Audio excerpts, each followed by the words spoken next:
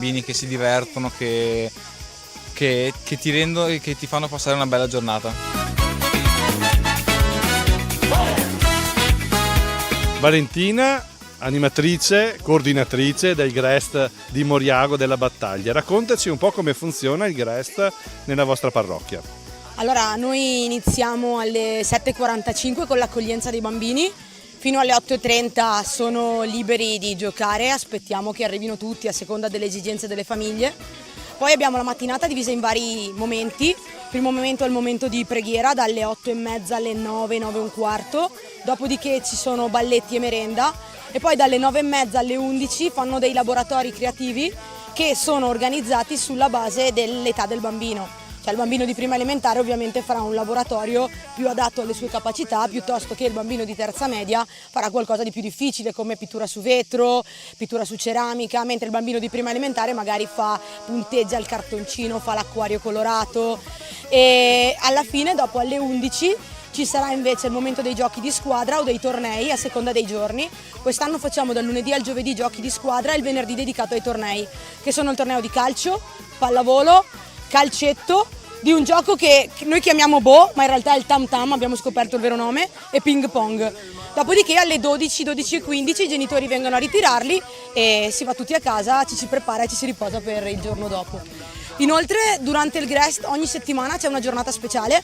La prima settimana facciamo il cinema all'aperto, quindi il venerdì sera accogliamo i ragazzi dietro nel campo che portano la coperta, le sedie e si guardano il cartone animato o il film da noi deciso, in modo anche da dare un po' di respiro ai genitori per una serata libera. La seconda settimana andiamo in gita in piscina, di solito lo facciamo di sabato, così da far sì che chi non può partecipare o non vuole partecipare non perda una giornata di GREST.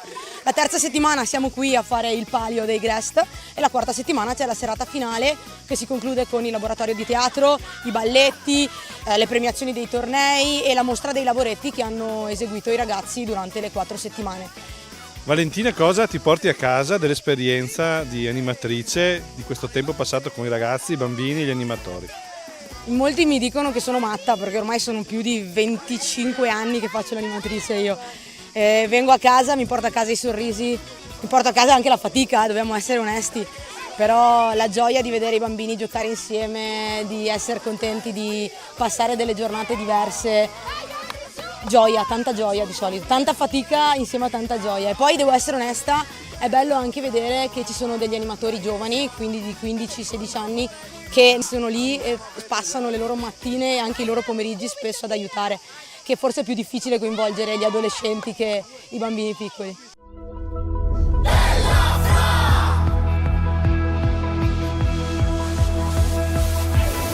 La gioia scoppia tra le mani che battono a tempo di una canzone. Cristina, raccontaci un po' com'è questa giornata, com'è strutturata l'attività soprattutto dei ragazzi più grandi.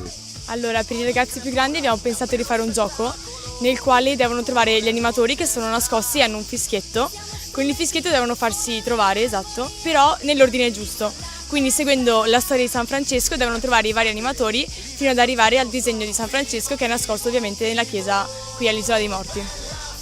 Cosa vi piace di questa giornata del Palio? La competizione fra compagni ma anche lo spirito di squadra che abbiamo appunto con i nostri compagni di squadra. Incontrare anche le persone di Vidor, di altri GREST, giocare e divertirsi insieme agli amici e stare insieme. Come sono gli animatori?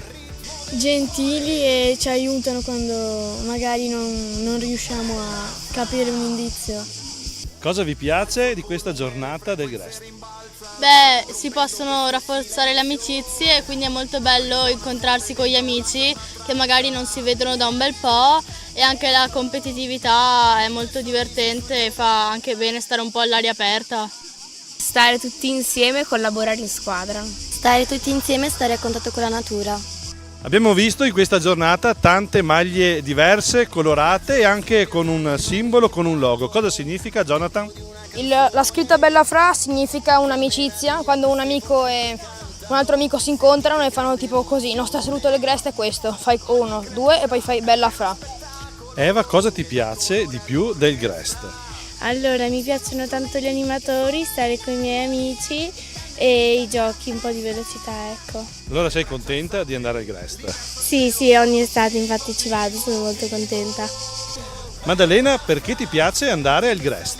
A me piace molto andare al Grest perché ci sono tutte le mie amiche e mi diverto molto e ci sono dei giochi molto divertenti, è sempre un modo per stare in compagnia e passare il pomeriggio.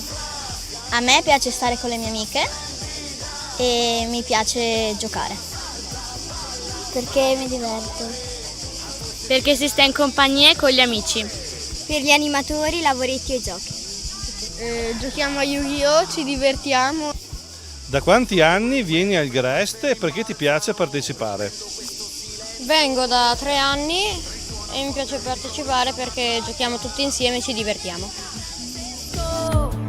Nei tuoi sorrisi, sul tuo volto la sua immagine, in tutto quello che fa. Siamo qui con Laura del Grest di Vidor e Colbertaldo. Cosa vuol dire da adulto aiutare gli animatori e i ragazzi in questa esperienza? Altri anni ho partecipato al Grest, da adulto mi arricchisce sempre le giornate trascorse insieme ai ragazzi e anche agli animatori. Cristina, ti piace fare l'animatrice al Grest? Certo, mi piace un sacco, è molto divertente e soprattutto dà molta soddisfazione con i bambini e con i ragazzi ovviamente. Poi organizzo i giochi, quindi vedere loro che si divertono, mi diverto anche io, è davvero molto bello. Tra animatori com'è il rapporto? C'è collaborazione? Sei contenta di questa esperienza? Sì, assolutamente, si impara ovviamente a collaborare, però è molto divertente, soprattutto perché ci si conosce, ci si vede ogni giorno e quindi si crea anche un legame molto profondo tra di noi. In questa magica danza. Don Walter, quanto è bello, quanto è importante che delle comunità, dei Grest si trovino insieme a passare una giornata nell'ottica della condivisione, nel gioco, nel divertimento, ma anche continuando a portare avanti quei messaggi che al Grest vengono proposti. Beh, penso sia un aspetto importante, come altrettanto importante, forse non abbiamo accennato, è quello che almeno noi cerchiamo e penso sia un po' dappertutto, una formazione degli animatori unitaria. È da 2 anni che cerchiamo di portare avanti questi incontri di formazione perché il progetto è unitario pur nelle diverse realtà che acquistano sfumature anche diverse, ma l'unicità del cammino assieme pur nella diversità è un arricchimento per tutti. L'idea è nel proseguio anche di individuare altre occasioni da condividere. Si sta pensando al mandato degli animatori in un'unica parrocchia, per tutte e 4 le parrocchie ad esempio. Sono iniziative che penso abbiano una prospettiva e abbiano un significato e un valore proprio in riferimento al collegamento con le parrocchie di cui si proviene. Si conclude qui questa 4ª puntata di A Tutto Grest dal Palio dei Grest dell'Unità Pastorale Le Grazie di Vidor. Salutiamo e ringraziamo Don Walter e tutte le comunità che ci hanno ospitato. Si conclude qui anche questo nostro primo percorso di A Tutto Grest. Ci troveremo probabilmente tra qualche settimana con la fine di agosto e i primi di settembre con i Grest che si sviluppano in quel periodo. Ricordo che potete rivedere questa puntata sul sito www.latendatv.it o sul sito dell'Azione. Un caro saluto a tutti voi. Con tambore e guida andiamo a festeggiare.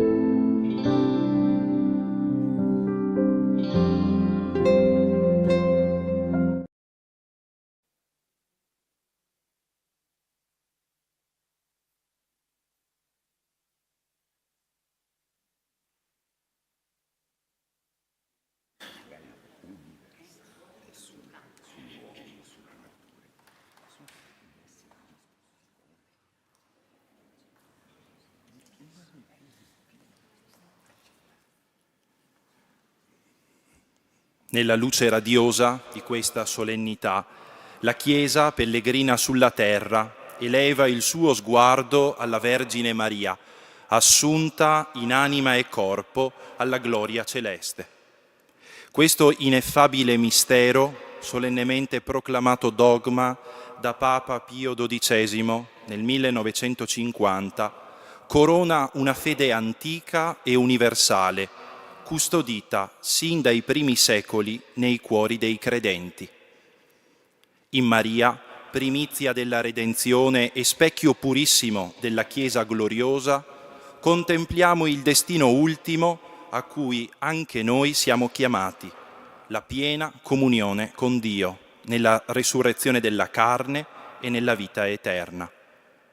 Il suo glorioso transito ci esorta a innalzare l'anima alle realtà del cielo e a vivere quaggiù con cuore già trasfigurato dalla speranza. Iniziamo la celebrazione eucaristica con il canto numero 66, giorno di festa. Faremo le strofe 1, 4 e 6.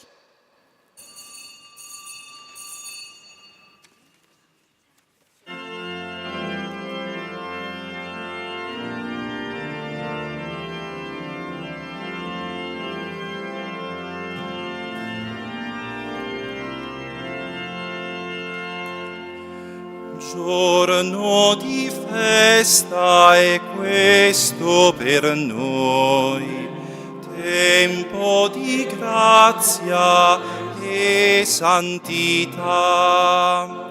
Saprà la gioia ogni cuor e la speranza crescerà. Gloria a te in eterno, gloria a te, o Dio. Insieme. Gloria a te in eterno, gloria a te, o Dio.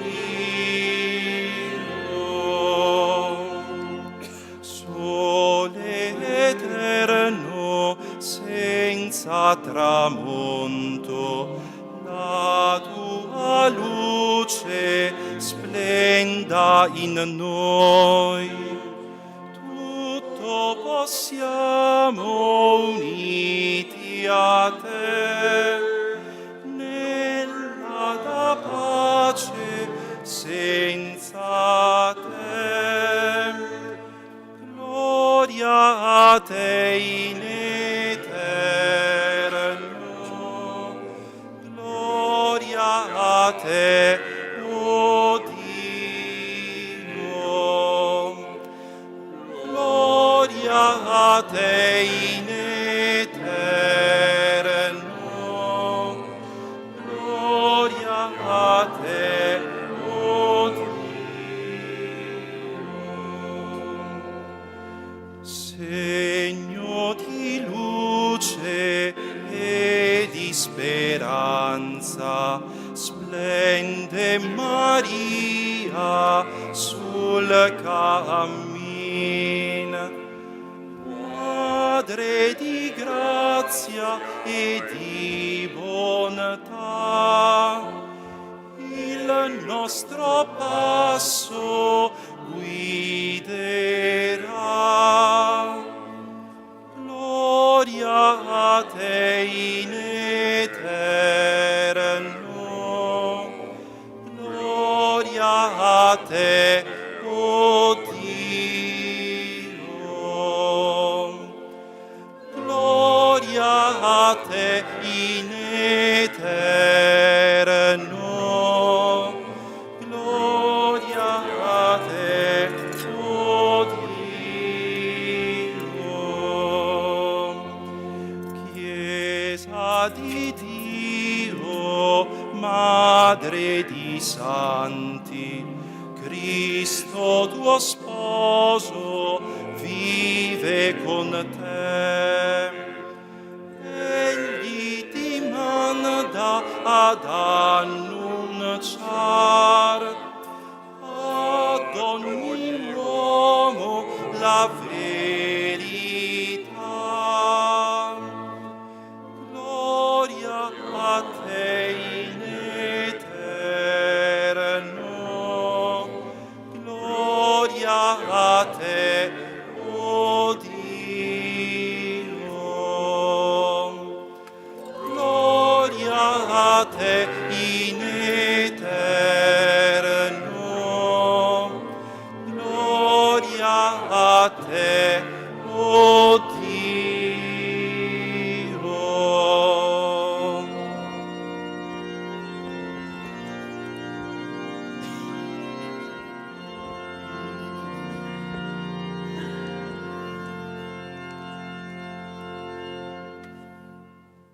Nel nome del Padre, del Figlio e dello Spirito Santo.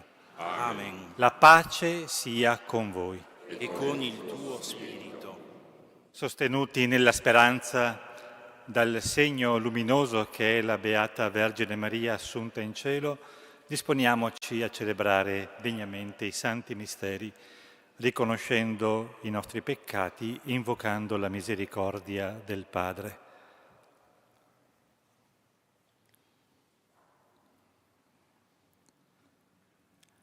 Confesso a Dio Onnipotente e a voi, fratelli e sorelle, che ho molto peccato in pensieri, parole, opere e omissioni. Per mia colpa, mia grandissima colpa. E supplico la Beata sempre Vergine Maria, gli angeli e santi e voi, fratelli e sorelle, di pregare per me il Signore Dio nostro. Dio Onnipotente abbia misericordia di noi, perdoni i nostri peccati, ci conduca alla vita eterna. Amen.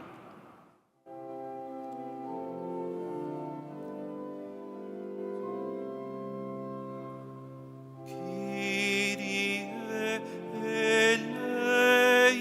eleison, Kyrie eleison, Christe eleison, Christe eleison, Kyrie eleison, Kyrie eleison.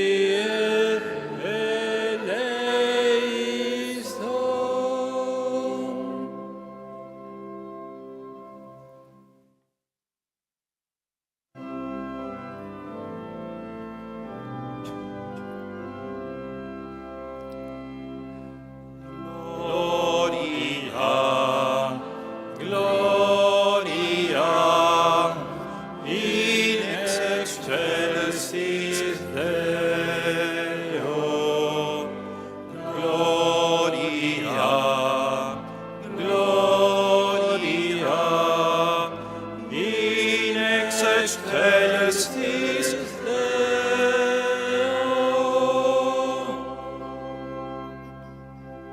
e pace in terra agli uomini amati dal Signore. Noi ti lodiamo, ti benediciamo, ti adoriamo, ti glorifichiamo, ti rendiamo grazie per la tua gloria immensa.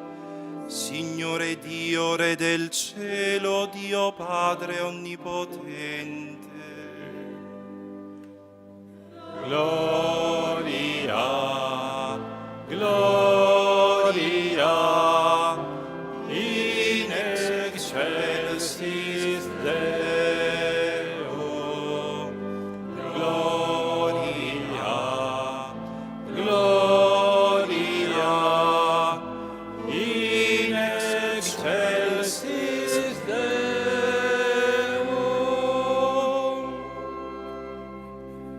Signore, Figlio unigenito Gesù Cristo, Signore Dio, Agnello di Dio, Figlio del Padre, tu che togli i peccati del mondo, abbi pietà di noi. noi.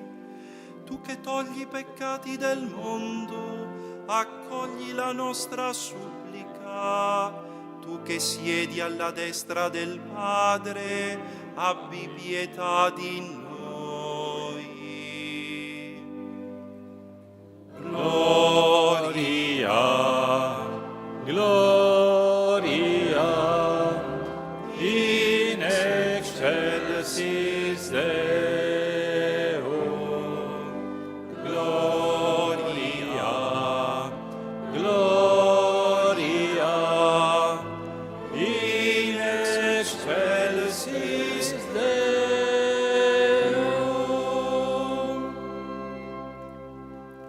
Perché tu solo il Santo, tu solo il Signore, tu solo l'Altissimo Gesù Cristo, con lo Spirito Santo, nella gloria di Dio Padre. Amen. Gloria, gloria, in excelsis Deo. Gloria, gloria, in excelsis Deo.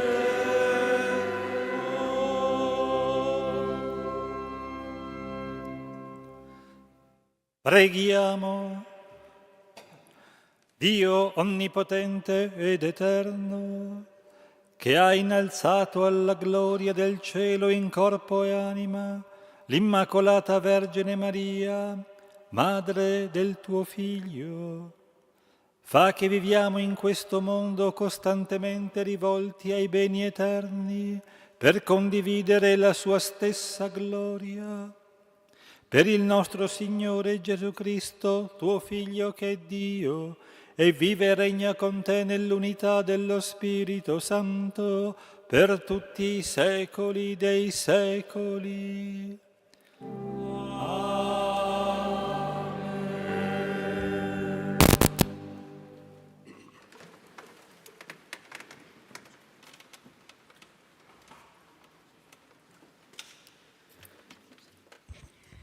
Dal libro dell'Apocalisse di San Giovanni Apostolo. Si aprì il Tempio di Dio che è nel cielo e apparve nel Tempio l'arca della sua alleanza. Un segno grandioso apparve nel cielo, una donna vestita di sole, con la luna sotto i suoi piedi e sul capo una corona di 12 stelle. Era incinta e gridava per le doglie e il travaglio del parto. Allora apparve un altro segno nel cielo, un enorme drago rosso con 7 teste e 10 corna, e sulle teste 7 diademi. La sua coda trascinava 1/3 delle stelle del cielo e le precipitava sulla terra. Il drago si pose davanti alla donna che stava per partorire, in modo da divorare il bambino appena lo avesse partorito.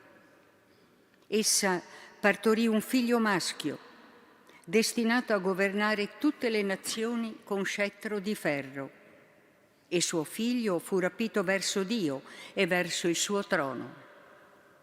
La donna invece fuggì nel deserto, dove Dio le aveva preparato un rifugio. Allora udì una voce potente nel cielo che diceva: «Ora si è compiuta la salvezza, la forza e il regno del nostro Dio e la potenza del suo Cristo». Parola di Dio. Rendiamo grazie a Dio.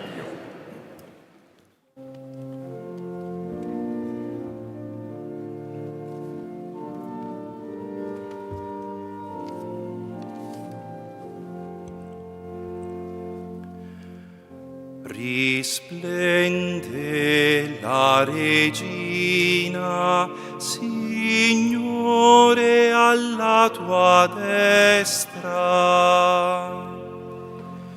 Risplende risplende la regina, Signore, alla tua destra. Figlie di re fra le tue predilette, alla tua destra sta la regina, in ori di Ofir. Risplende la regina, Signore, alla tua destra. Ascolta, figlia, guarda, porgi l'orecchio, dimentica il tuo popolo e la casa di tuo padre. Risplende la regina, Signore, alla tua destra. Il re invaghito della tua bellezza, è lui il tuo Signore, rendigli omaggio. Risplende la regina, Signore, alla tua destra.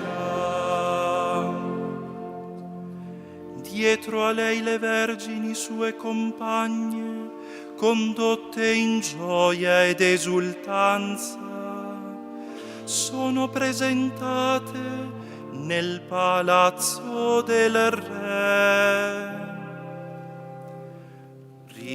Risplende la regina, Signore, alla tua destra.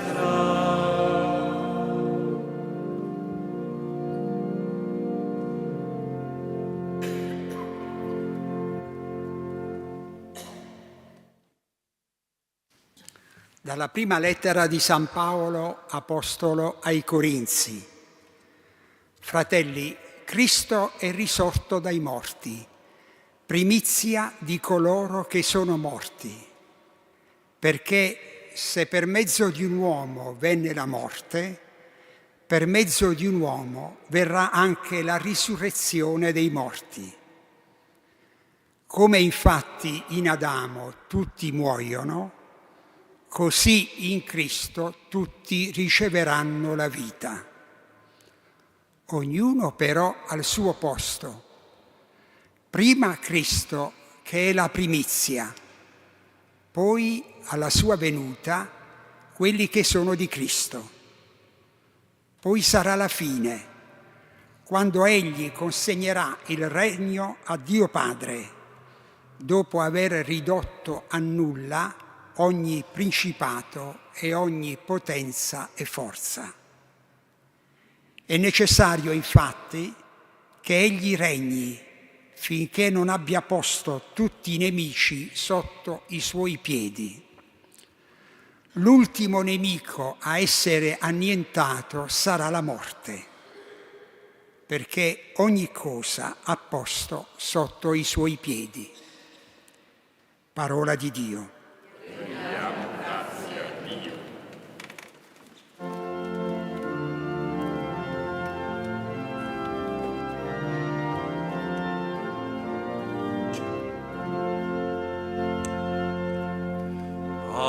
Alleluia,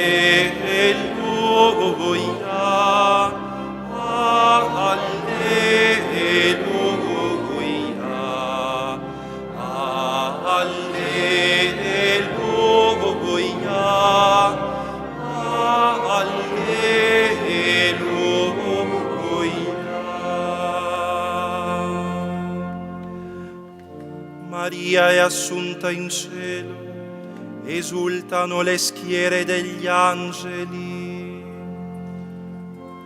Alleluia,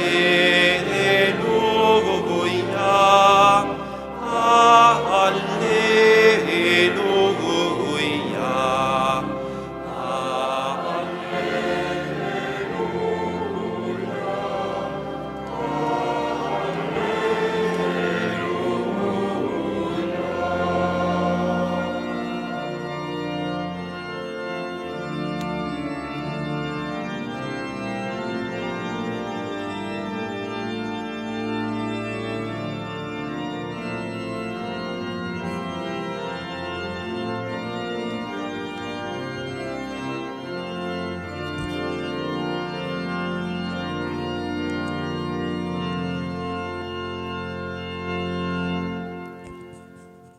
Il Signore sia con voi. E con il tuo spirito. Dal Vangelo secondo Luca. Gloria a Deo, Signore.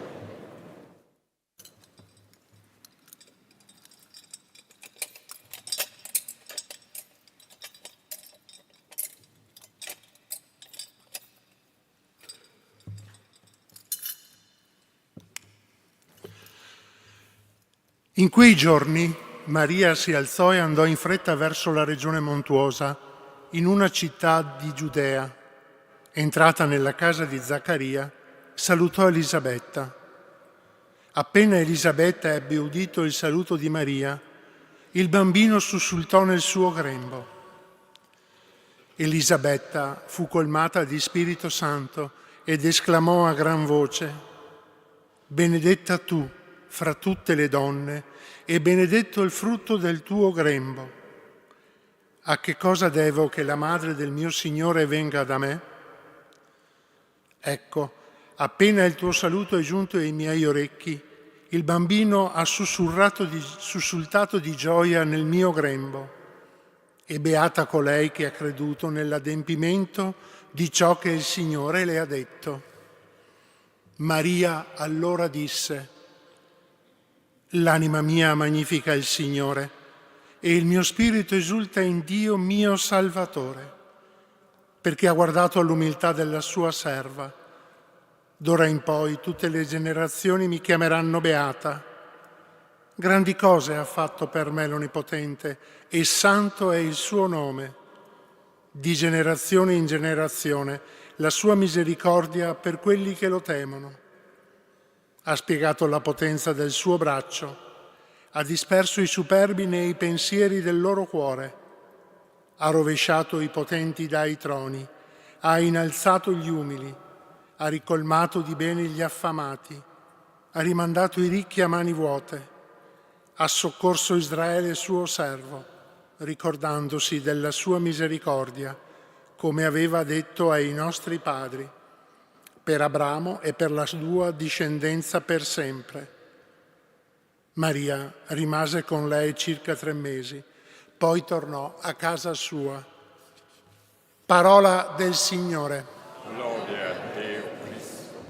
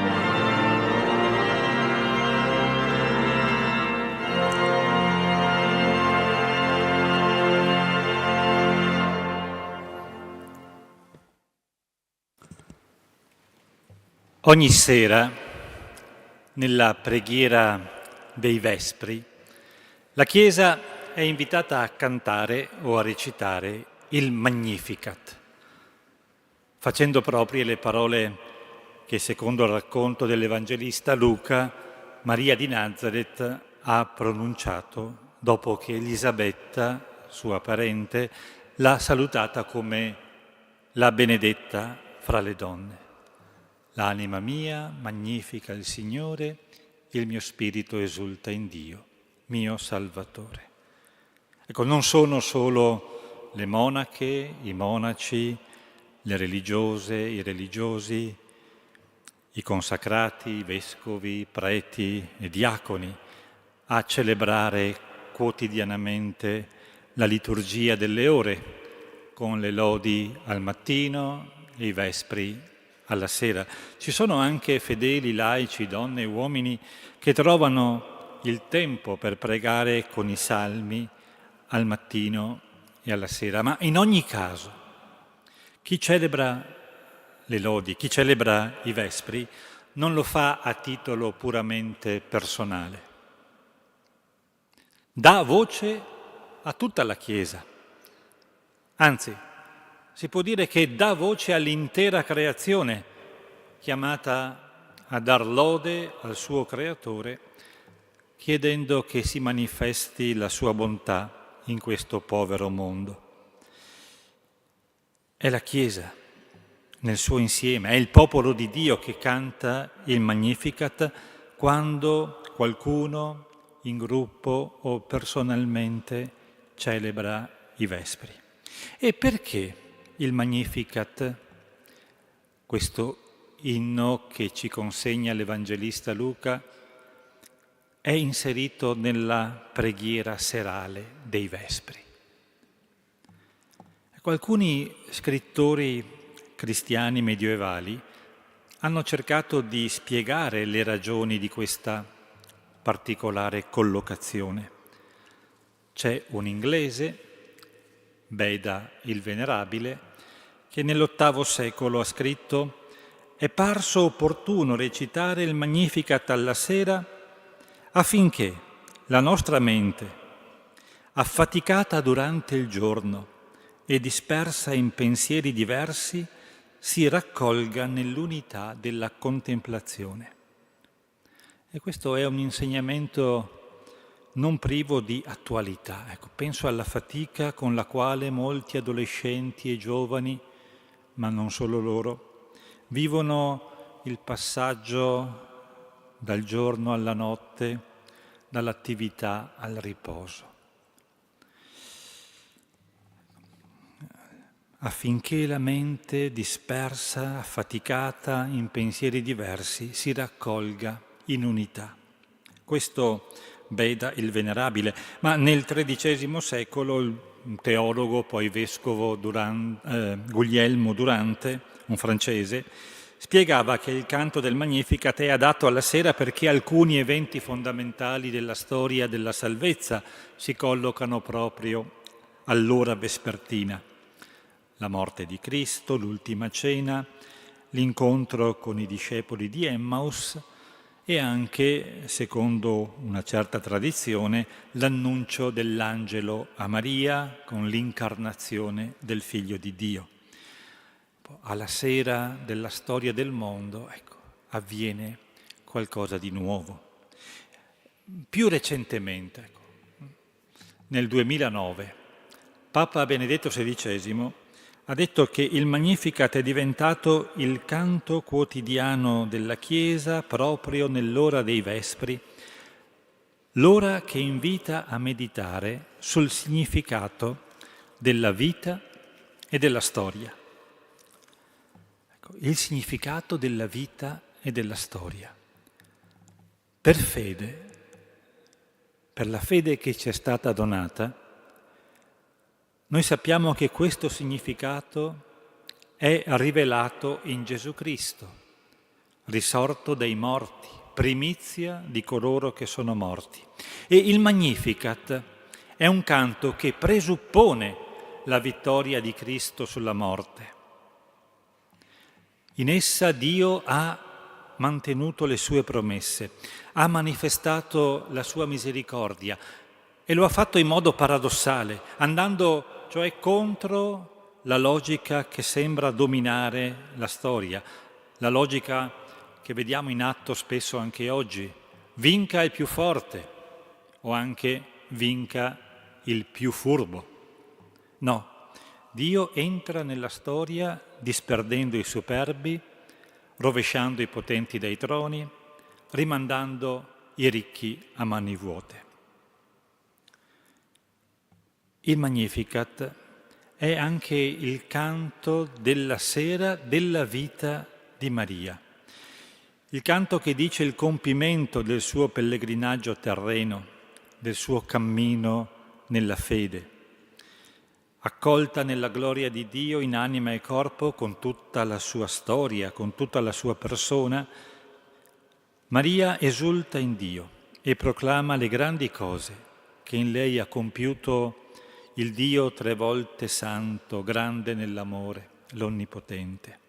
E come popolo di Dio noi oggi con particolare intensità ci uniamo all'esultanza di Maria. Ecco, sappiamo bene che nel mondo ci sono potenti che credono di poter agire solo per affermare se stessi, per espandere superbamente il proprio ego, ma pregare con il Magnificat ci insegna a guardare oltre, a riconoscere i segni di una storia diversa, nella quale le persone sono riconosciute per la loro dignità di persone, nella quale i diritti delle persone sono rispettati, in quanto diritti della persona, non legati a particolari prestazioni, a capacità o a meriti. Con la preghiera, anche la preghiera del Magnificat alla sera, è esercizio di uno sguardo di fede, quello sguardo che ci unisce come membra del corpo di Cristo, del popolo di Dio. Ed è per questo motivo che negli orientamenti pastorali che ho consegnato assieme alla lettera pastorale lo scorso 23 maggio, la preghiera è indicata come il primo e fondamentale ambito di azione pastorale, al quale fare attenzione per corrispondere con le nostre azioni al dono di Dio. La preghiera, l'invocazione dello Spirito Santo, la lode, la supplica. E il riferimento alla preghiera richiama anche il nostro celebrare, che coinvolge gesti, canti, parole e anche spazi. E questa è la prima volta che presiedo come vescovo la celebrazione in cattedrale con la cattedra del vescovo collocata lungo la navata centrale. Forse qualcuno si è accorto. Sì. C'è qualcuno che magari non ci bada tanto a queste cose, però qualcuno si è accorto che la cattedra è stata spostata. Ora, se la cattedra è stata spostata dal centro al lato, non è solo per amore di novità o per essere più vicina all'assemblea. La scelta è legata al fatto che al centro della nostra attenzione, quando celebriamo la Santa Messa, e non solo, quando entriamo in una chiesa, in particolare in una cattedrale, dovrebbero stare l'altare e l'ambone, segni l'uno e l'altro del Cristo. L'altare non è un tavolino, l'ambone non è un leggio, sono segni del Cristo che dona se stesso nell'Eucaristia, ecco l'altare, e che proclama la vittoria della vita sulla morte, ecco l'ambone. Quindi non la cattedra del vescovo, ma l'altare e a fianco dell'altare l'ambone. L'attuale collocazione, lo sappiamo, non è definitiva. Sarebbe bello pensare a una sistemazione più stabile di altare, ambone e cattedra. Ecco, chissà che per il 1400° anniversario della morte di San Tiziano, che sarà nel 2032, non sia possibile arrivare alla sistemazione degli spazi della cattedrale in modo più stabile, o almeno avviare questa sistemazione. Per ora lo spostamento della cattedra ci permette, fra l'altro, di rivolgere la nostra attenzione più direttamente al dipinto novecentesco, opera del pittore mestrino Alessandro Pomi, che sta in fondo all'abside della nostra cattedrale. Rivolgere lo sguardo a questo dipinto oggi. Vediamo l'immagine di Maria accolta nella gloria di Dio, incoronata dal Figlio Gesù come Regina del cielo e della terra. Anche questa immagine, quella che vediamo nell'abside, assieme alla preghiera del Magnificat, ci aiuti a esercitare uno sguardo di fede sulla realtà, per impegnarci nel bene e proseguire il nostro cammino nella speranza e nell'amore.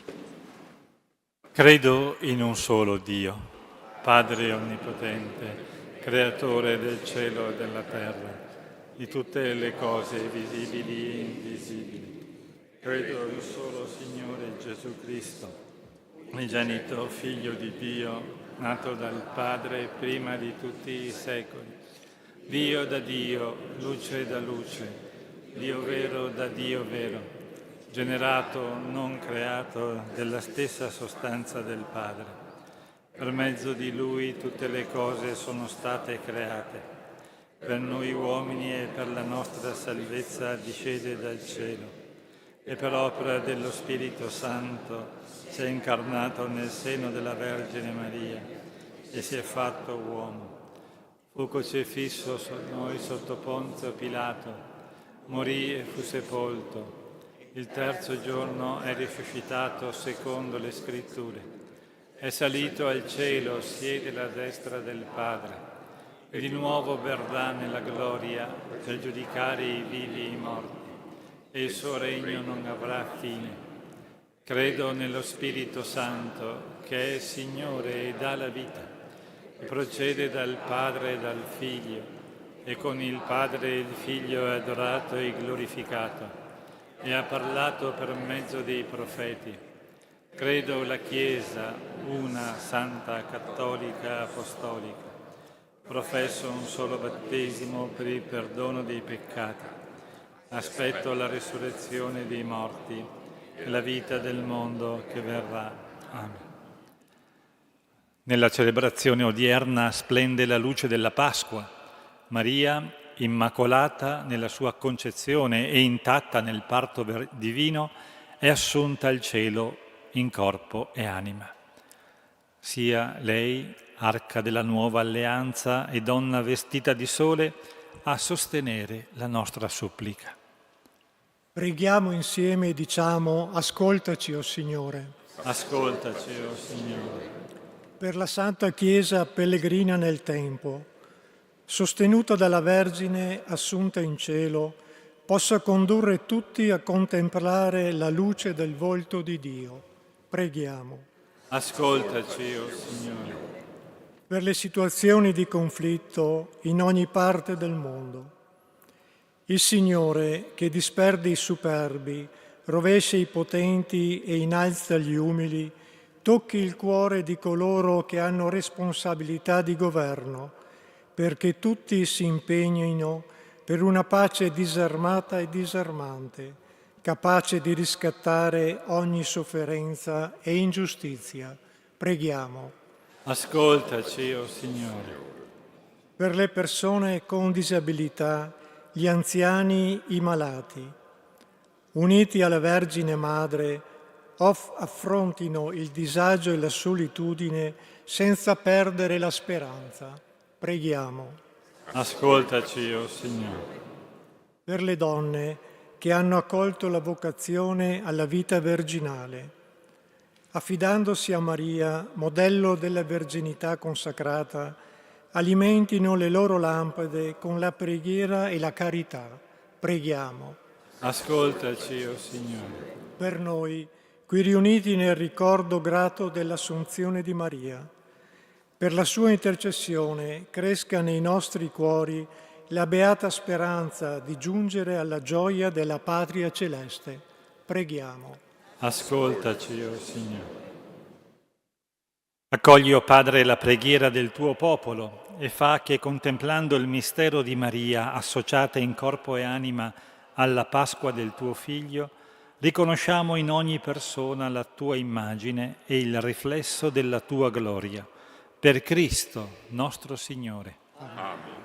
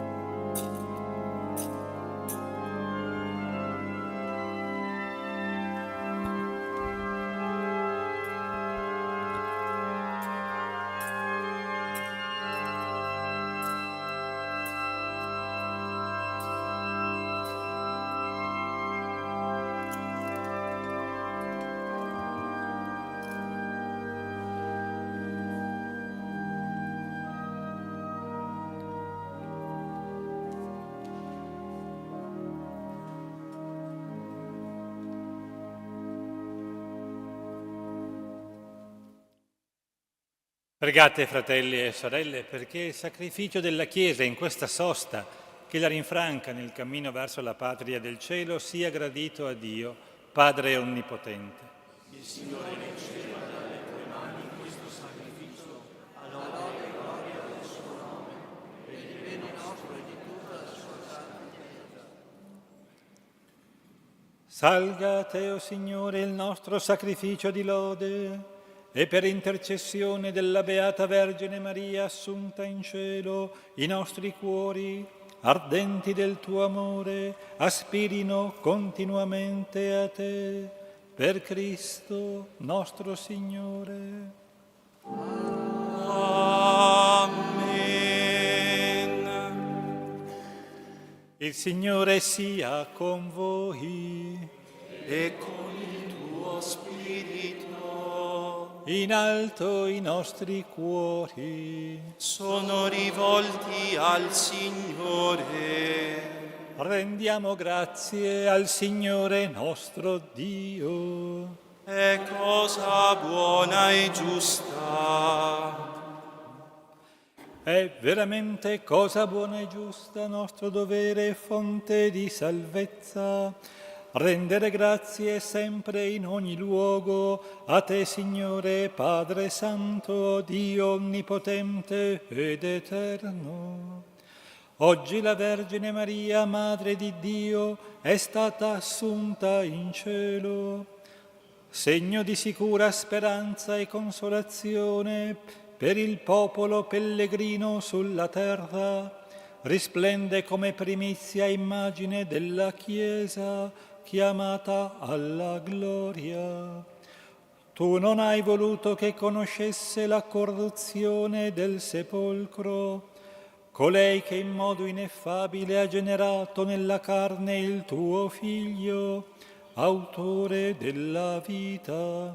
E noi, uniti ai cori degli angeli, cantiamo con gioia l'inno della tua lode.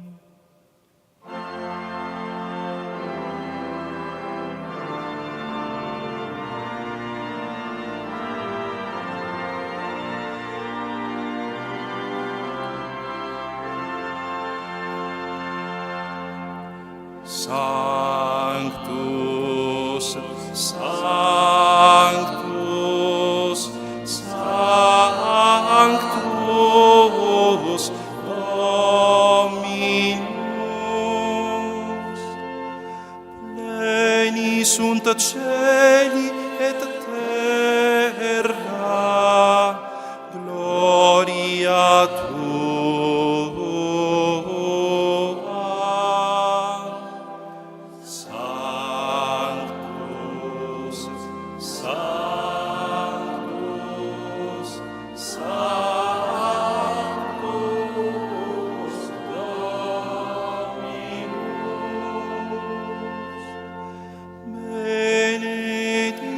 Benedictus qui venit in nomine Domini.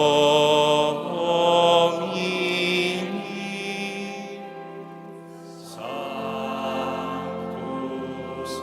Sanctus, Sanctus,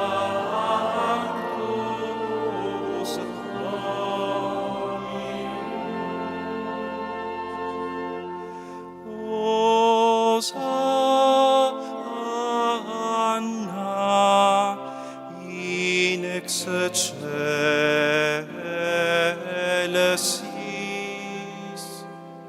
Sanctus, Sanctus, Sanctus,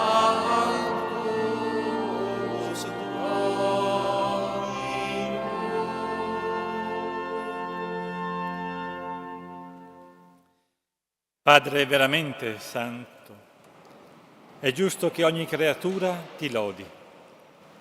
Per mezzo del tuo Figlio, il Signore nostro Gesù Cristo, nella potenza dello Spirito Santo, fai vivere e santifichi l'universo e continui a radunare intorno a te un popolo che dall'Oriente all'Occidente offra al tuo nome il sacrificio perfetto. Ti preghiamo umilmente. santifica e consacra con il tuo Spirito i doni che ti abbiamo presentato, perché diventino il corpo e il sangue del tuo Figlio, il Signore nostro Gesù Cristo, che ci ha comandato di celebrare questi misteri. Egli, nella notte in cui veniva tradito, prese il pane, ti rese grazie con la preghiera di benedizione. Lo spezzò, lo diede ai suoi discepoli e disse: «Prendete e mangiatene tutti.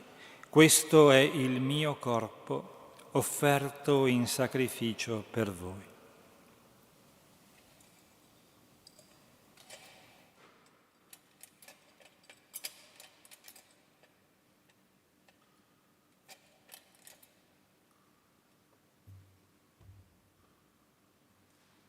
Allo stesso modo, dopo aver cenato, prese il calice, ti rese grazie con la preghiera di benedizione, lo diede ai suoi discepoli e disse: «Prendete e bevetene tutti.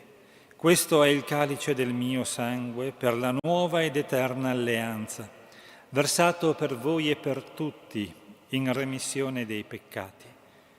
Fate questo in memoria di me».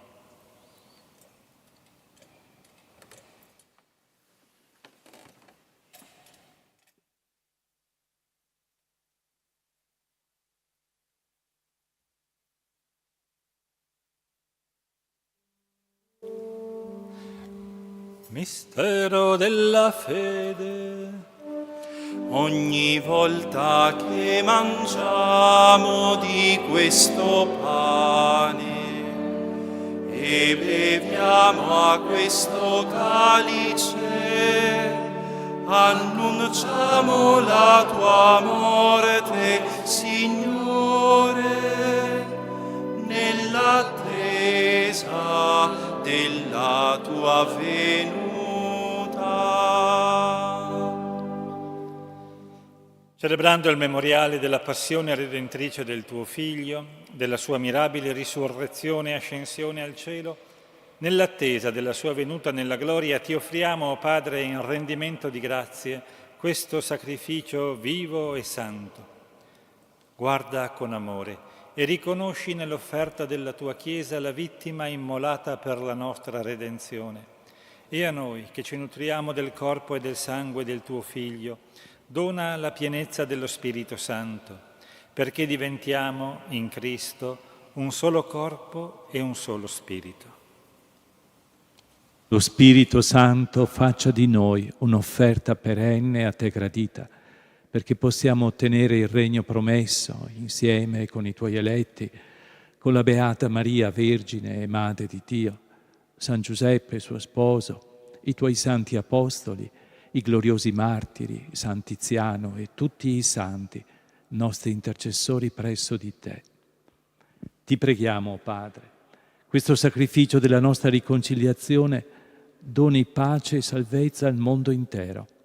Conferma nella fede, nell'amore, la tua Chiesa pellegrina sulla terra, il tuo servo e nostro Papa Leone, il nostro Vescovo Riccardo, l'ordine episcopale, i presbiteri, i diaconi e il popolo che tu hai redento.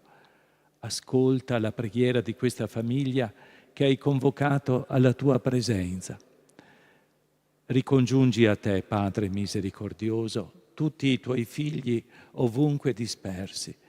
Accogli nel tuo regno i nostri fratelli e sorelle defunti e tutti coloro che in pace con te hanno lasciato questo mondo. Concedi anche a noi di ritrovarci insieme, a godere per sempre della tua gloria, in Cristo nostro Signore, per mezzo del quale tu, o Dio, doni al mondo ogni bene. Per Cristo, con Cristo e in Cristo, a te, Dio Padre Onnipotente, nell'unità dello Spirito Santo, ogni onore e gloria per tutti i secoli dei secoli. Amen.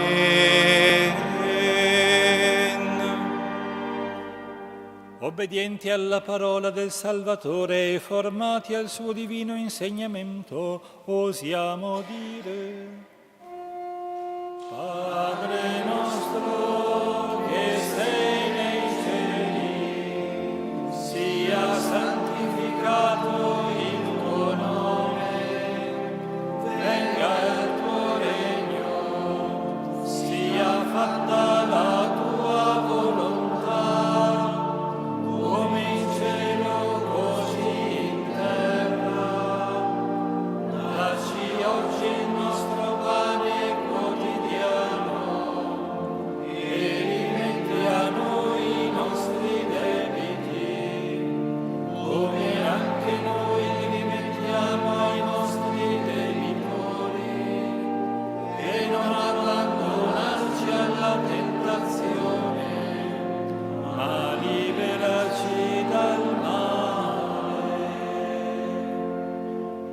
Liberaci, o Signore, da tutti i mali, concedi la pace ai nostri giorni e con l'aiuto della Tua misericordia vivremo sempre liberi dal peccato, sicuri da ogni turbamento, nell'attesa che si compia la beata speranza e venga il nostro Salvatore Gesù Cristo.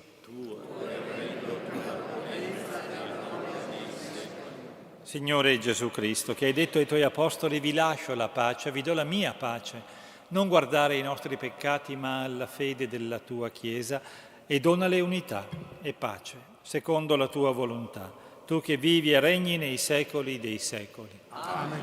La pace del Signore sia sempre con voi. Con il Scambiatevi un segno di pace.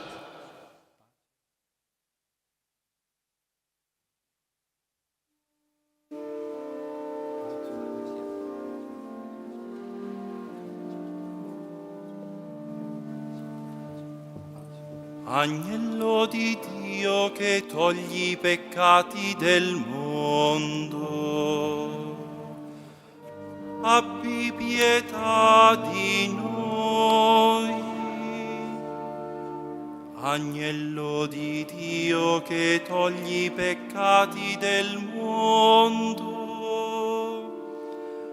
abbi pietà di noi.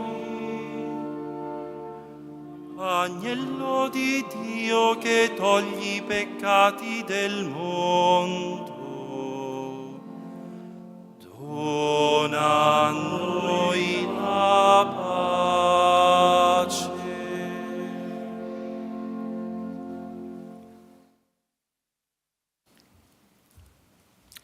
Ecco l'agnello di Dio, ecco colui che toglie i peccati del mondo. Beati gli invitati alla cena dell'agnello. O Signore, non son degno di partecipare alla Tua mensa, ma di soltanto una parola ed io sarò salvato.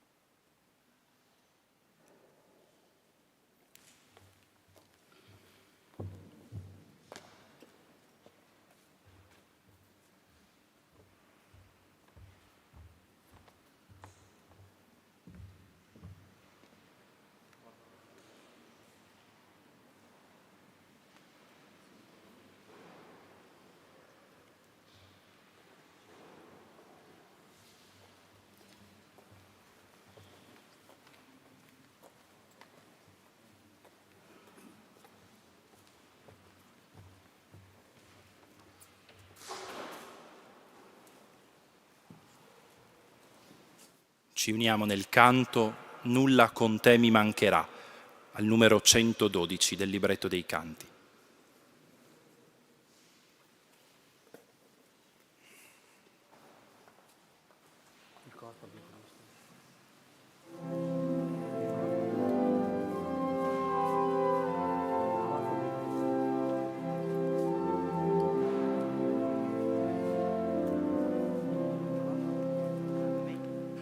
Nulla con te mi mancherà,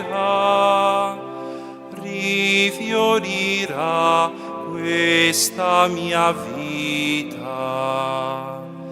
Accanto a te grazia e bontà, serenità, pace infinita. Pascoli ed acque troverò, camminerò per il tuo amore. La notte più non temerò, ti seguirò, sei buon pastore.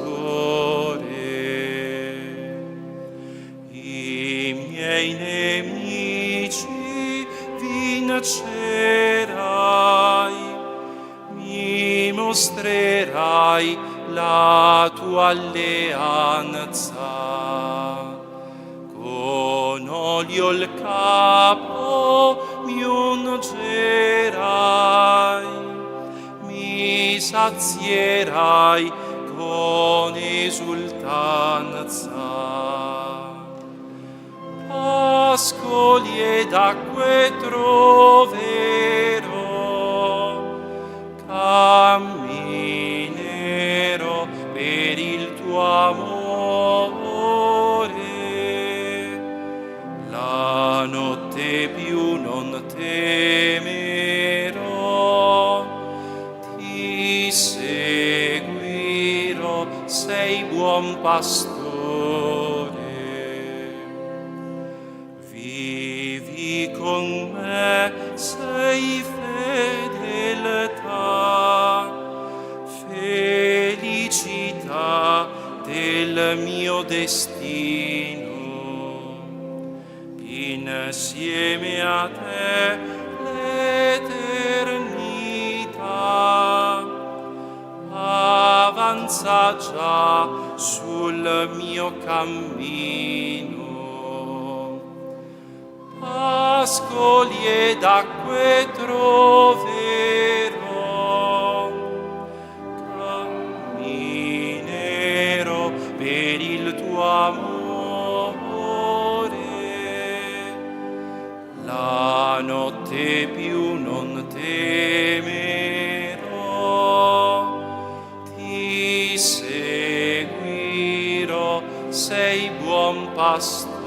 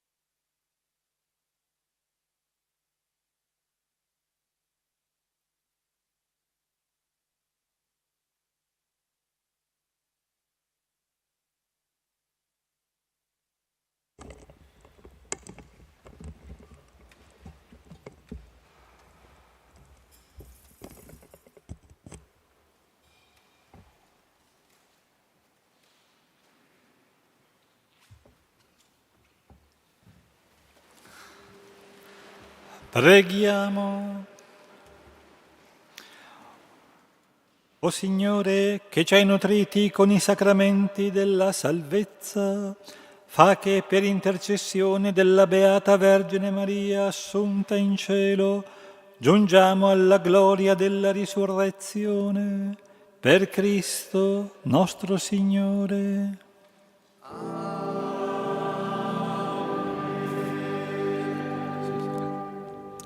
Utile, necessaria e preziosa la spiegazione che ci ha dato sul posto della, un po' impegnativa anche. Della sede. No, c'era bisogno perché i parrocchiani hanno visto, che hanno detto, ah sì, guarda che interessante, bello. Qualche altro ha detto, ma no, che posto strano.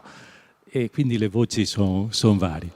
Era necessario. Il vescovo si decentra perché il centro sia Cristo e anche lo sguardo a Maria. Però adesso lo mettiamo nuovamente al centro, il nostro vescovo, per fargli gli auguri. Ieri è stato il suo compleanno e di tutto cuore. Invecchiamo.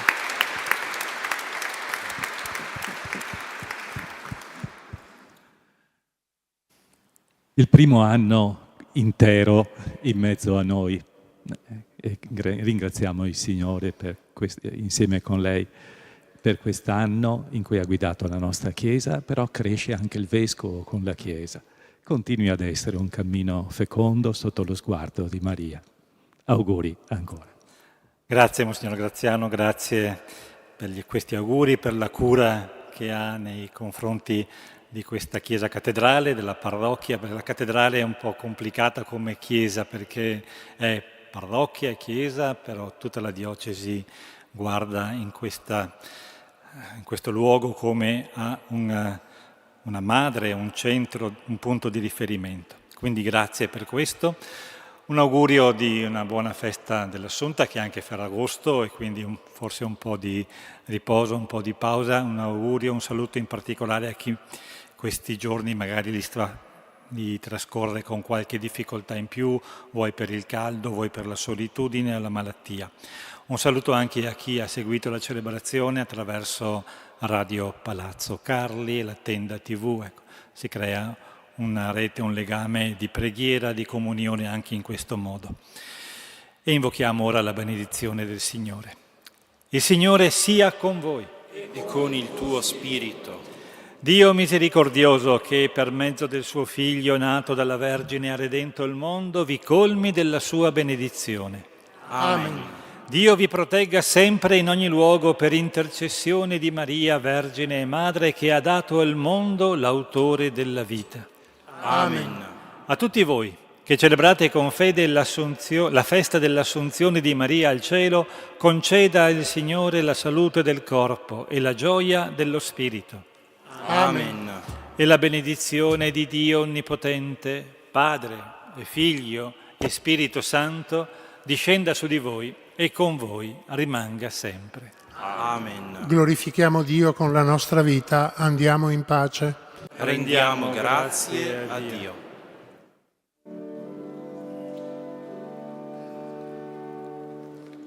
Regina Celi, letare, alleluia, qui aquem meruisti portare, alleluia. Resurrexit, sicut dixit, alleluia. Ora pro nobis Deum, alleluia.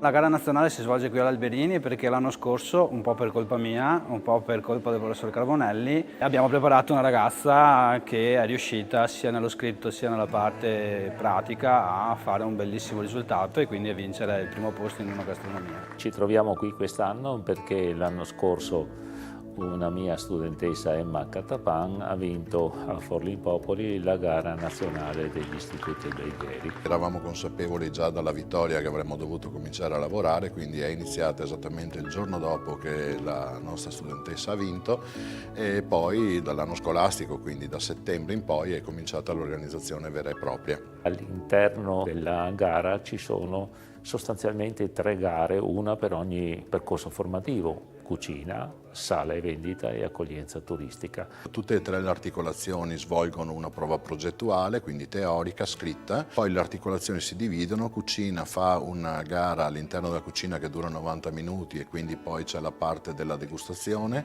mentre per sala bar è divisa la parte pratica in 3 momenti. Uno legato alla preparazione di un tavolo, quindi alla mise en place, quindi meramente legato alla sala, una legata al bar, quindi con la realizzazione di un cocktail, e un'altra ancora di un momento legato alla sommellerie, quindi alla degustazione del vino e soprattutto al servizio del vino. Mentre accoglienza turistica devono preparare un itinerario turistico e poi svolgere le altre prove legate alla loro articolazione. La prova di laboratorio di cucina consiste in una performance strutturata in 90 minuti di tempo. Gli studenti candidati provengono da diverse regioni d'Italia e devono realizzare il piatto che hanno predisposto e studiato nelle loro scuole di provenienza.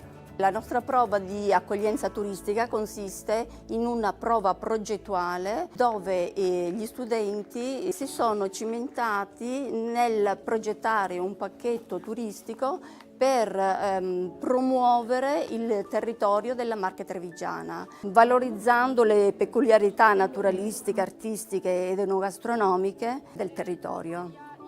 Sono Loris Bettiol, insegnante di sala e vendita all'Istituto Alberghiero di Treviso. Nella gara nazionale il mio ruolo era quello di giudice tecnico, quindi della parte pratica di bar. La prova si svolgeva facendo entrare i ragazzi in pedana. Una volta in pedana andavano a sorteggiare uno di 10 drink dati nel bando, successivamente una breve descrizione di quello che riguardava la storia, gli aneddoti sempre legati al drink, ai singoli prodotti che c'erano all'interno, quindi realizzare i 2 drink che servivano e poi andavamo a degustare. L'esperienza è un'esperienza significativa per noi insegnanti e soprattutto per la scuola. È un lavoro molto impegnativo, complicato, difficile, con tante incognite, però ci ha dato una grandissima soddisfazione, ci ha dato la possibilità di mettersi alla prova, ci ha dato la possibilità di poter conoscere dei ragazzi che hanno partecipato a questa gara, dei ragazzi magnifici, dei ragazzi che rappresentano l'eccellenza degli istituti alberghieri italiani, e questo ci fa estremamente piacere perché è compito nostro, da parte sia degli insegnanti che delle istituzioni, di valorizzare quelle figure che diventeranno poi il futuro della ristorazione italiana, e ne abbiamo assolutamente bisogno. In generale ci sono stati dei ragazzi veramente bravi, preparati, ordinati, puliti. Qualcuno era emozionato, quindi con l'emozione si parte un po' col freno a mano tirato, però sono stati tutti bravi, bisogna dire la verità. Diciamo che si sono sbizzarriti nelle tecniche più varie, ecco, perché c'è chi ha portato qualche antipasto, primo, molti secondi, per cui hanno variato molto le loro interpretazioni della gara. Nel complesso diciamo che le regole basi le hanno rispettate tutti in maniera ottimale, ecco. Le prove sono andate molto bene, i ragazzi molto emozionati, anche noi in realtà, devo dire, però insomma è anche una soddisfazione vedere questi ragazzi che si mettono alla prova forse per la prima volta, si confrontano anche tra loro, si supportano tra loro, abbiamo visto anche nei corridoi al di fuori del laboratorio di cucina che insomma interagiscono, si scambiano opinioni, è sempre bello vederli appassionati. Poi il loro futuro è un punto di domanda, ma intanto quello che si vede, le eccellenze di questi istituti insomma dimostrano che il lavoro che si fa è tanto ed è buono, positivo. La prova di mise en place consisteva a parlare in inglese innanzitutto e accogliere il cliente e fare la mise en place in italiano, mentre il cocktail era un cocktail a scelta dei 10 cocktail che ci avevano proposto e i vini la stessa cosa. La prova consisteva nel valorizzare una materia prima in maniera sostenibile e quindi andando a ridurre gli sprechi, a utilizzare cotture efficienti. E io sono andata a preparare un piccione che ho scomposto, quindi ho preso tutte le parti, anche quelle che di solito vengono scartate e considerate meno nobili, e le sono andata a cuocere tutte con delle cotture differenti appunto per andarle a valorizzare.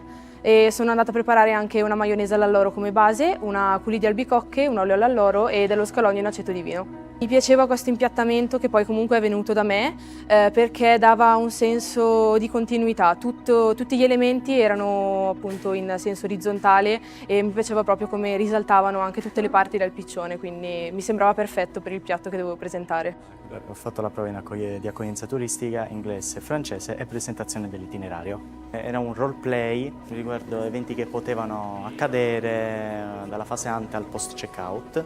Ho parlato di Treviso, della Piazza dei Signori, il Palazzo dei 300 e poi mi sono dedicato alle ville. Spero di essermela cavata, ecco. Ho portato un secondo piatto a base di piccione e asparago bianco. Nell'impiattamento ho un po' tremato, però dai, è andato bene, sono contento. Ho appena finito tutte le prove, sono molto emozionata, lo sono tuttora. Prima ho fatto la prova di sommellerie, abbiamo fatto la stappatura, mi hanno fatto un po' di domande, però molto simpatici i giudici, devo dire.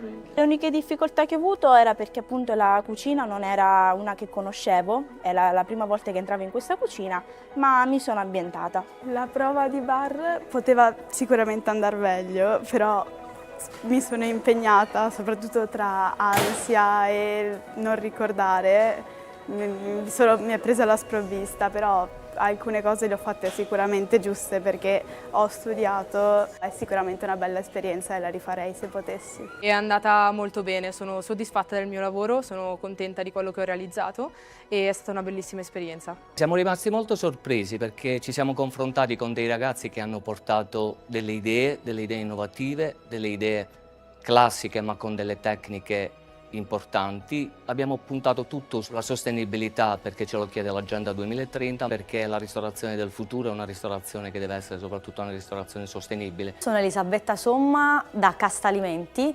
rappresento appunto la Scuola dei Campioni e sono qui come giudice nella gara degustazione. Abbiamo appena finito di degustare i piatti dei ragazzi, tutti molto bravi, piatti ottimi, hanno rispettato le tematiche, erano molto preparati, super organizzati e anche un po' emozionati. Sono Alessandro Breda, sono nato a Conegliano, è un ristorante a Oderzo che si chiama Gelius. Oggi sono qui come giuria. La preparazione dello studente è una cosa non approssimativa, ma una cosa che va in profondo. C'è un fermento in questa scuola in questi giorni che è davvero notevole, perché logicamente l'ambizione è portarsi a casa il primo premio. Ci sono mesi e mesi di preparazione perché comunque non bisogna andare ad allenare solamente l'aspetto tecnico del piatto in sé, dell'esecuzione del piatto, ma anche il controllo delle emozioni e dello stress, perché è un fattore molto rilevante, soprattutto anche quando si entra in una cucina professionale. Ecco. Abbiamo studenti e studentesse che arrivano da tutta Italia, sono giovani, frequentano il quarto anno, sono ovviamente tra i migliori degli istituti, ma questo non vuol dire che loro umanamente non abbiano delle paure, quindi abbiamo cercato di metterli a loro agio, abbiamo pensato di assegnare a ciascuno di loro appunto quello che in maniera molto scherzosa abbiamo chiamato Angelo Custode, in maniera tale che questi ragazzi che sono nostri studenti di terza, quarta e quinta, che abbiamo scelto perché magari più propensi ad aiutare, potessero essere d'aiuto non solo a portare loro le attrezzature che richiedono, sistemare le teglie nei forni, accendere loro le attrezzature tecnologiche che magari nelle loro scuole sono diverse, e poi abbiamo voluto fare questo anche perché possano nascere degli incontri, delle amicizie e possano parlare tra di loro dal vivo. Il riscontro positivo, oltre che emozionante, è dettato dal fatto che molti ragazzi, che poi conosco personalmente perché molti sono anche dei miei allievi, mi hanno ringraziato per l'esperienza che hanno vissuto e sono diventati, non dico amici di chi partecipava alla gara, ma tanto rispetto, tanta ammirazione e soprattutto per loro è stata un'esperienza magnifica. Sono stata assistita per tutta la preparazione da un comì, un ragazzo dell'Istituto Alberini, che appunto mi ha dato quel suo piccolo supporto, ma che per me è stato grande. Mi ha aiutato quando mi ha ricordato del piccione in abbattitore, quando mi ha ricordato del gli scarti in forno, diciamo che mi ha aiutato e mi ha salvato. È andato tutto liscio, pensavo di poter incontrare qualche difficoltà, per fortuna o anche bravura comunque anche della comì che mi ha seguito, è stata molto carina e gentile, non ho riscontrato troppe difficoltà. Sono super disponibili e danno tanto una mano. Dietro ogni ragazzo c'è sempre un adulto e la responsabilità che ha un insegnante, dal mio punto di vista, è una responsabilità enorme. C'è tantissimo impegno e tantissimo lavoro che non resta solo un lavoro scritto sulla carta o che si sofferma semplicemente su una ricetta. C'è dietro insegnare a questi ragazzi a capire il rispetto per le materie prime, saper valorizzare il territorio e soprattutto riuscire a utilizzare sempre solo ed esclusivamente prodotti a chilometro zero. L'elemento importante secondo me è che questa è una delle poche occasioni dove ci si confronta con gli altri alberghieri, quindi tutti abbiamo esperienze diverse, portiamo professionalità diverse, portiamo idee diverse attorno a quei pochi ingredienti che diamo come obbligatori da sviluppare, che sono poi la rappresentazione enogastronomica di questo territorio in questa stagione.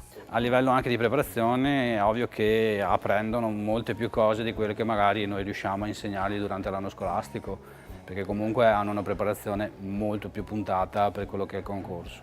Durante le varie giornate ho visto la soddisfazione nel viso di questi ragazzi, perché per loro è un'avventura, è un momento diverso da quello che svolgono durante le attività quotidiane.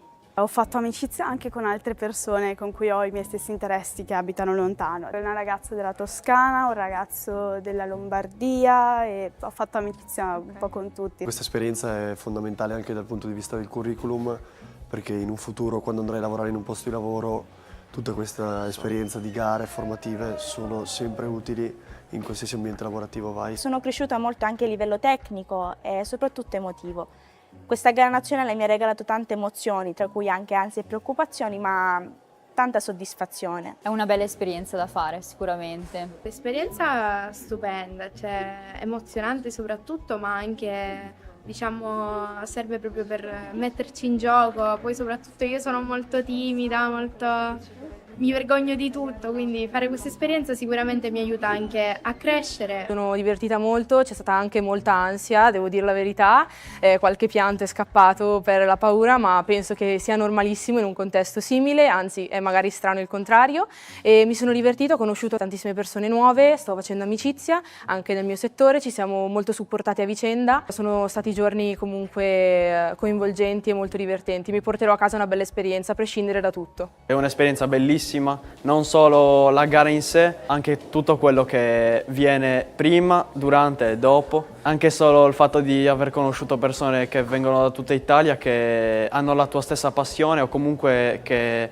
lavoreranno o già lavorano in questo settore. Siamo arrivati in 2 dalla Sardegna, siamo arrivati che non conoscevamo nessuno l'altro giorno e adesso usciamo con un gruppo su WhatsApp da 30 persone che abbiamo conosciuto durante questa esperienza bellissima. Penso che la loro esperienza è anche la mia esperienza e questa la porterò per sempre nel mio bagaglio culturale.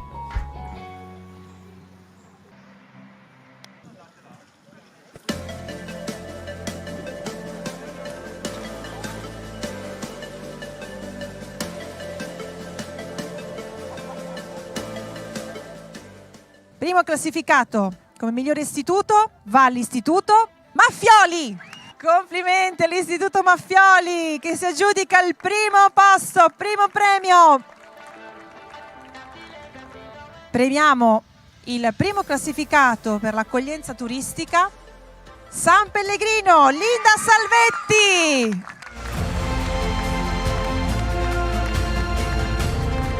Complimenti! Complimenti, complimenti Linda! Andiamo avanti con il primo classificato per la sala bar e vendita. All'Istituto Maffioli, Linda Pollenato! E ancora un grande applauso per Linda! Bravissima! Vince il primo premio di enogastronomia per l'Istituto San Pellegrino, Sofia Nembrini! Complimenti Sofia!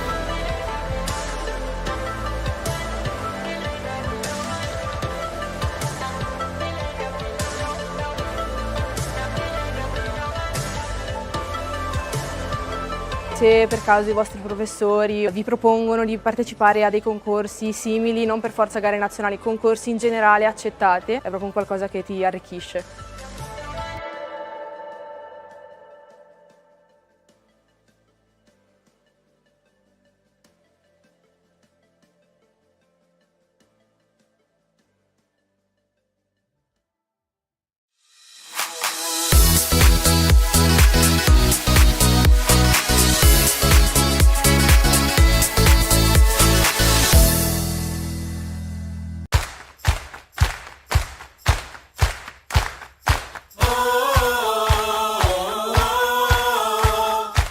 Cari telespettatori della Tenda TV, ben ritrovati sulla nostra rubrica estiva A Tutto Grest, una rubrica che vuole raccontare la vivacità, la bellezza delle attività nelle nostre parrocchie, delle parrocchie della diocesi di Vittorio Veneto durante il periodo estivo. Raccontare la vita delle comunità, raccontare l'esperienza che i giovani fanno, delle famiglie, dei bambini, dei ragazzi, raccontare il senso di condivisione e di gioia che animano i nostri oratori. Oggi ci troviamo al Grest San Giovanni Paolo II della parrocchia di San Vendemiano.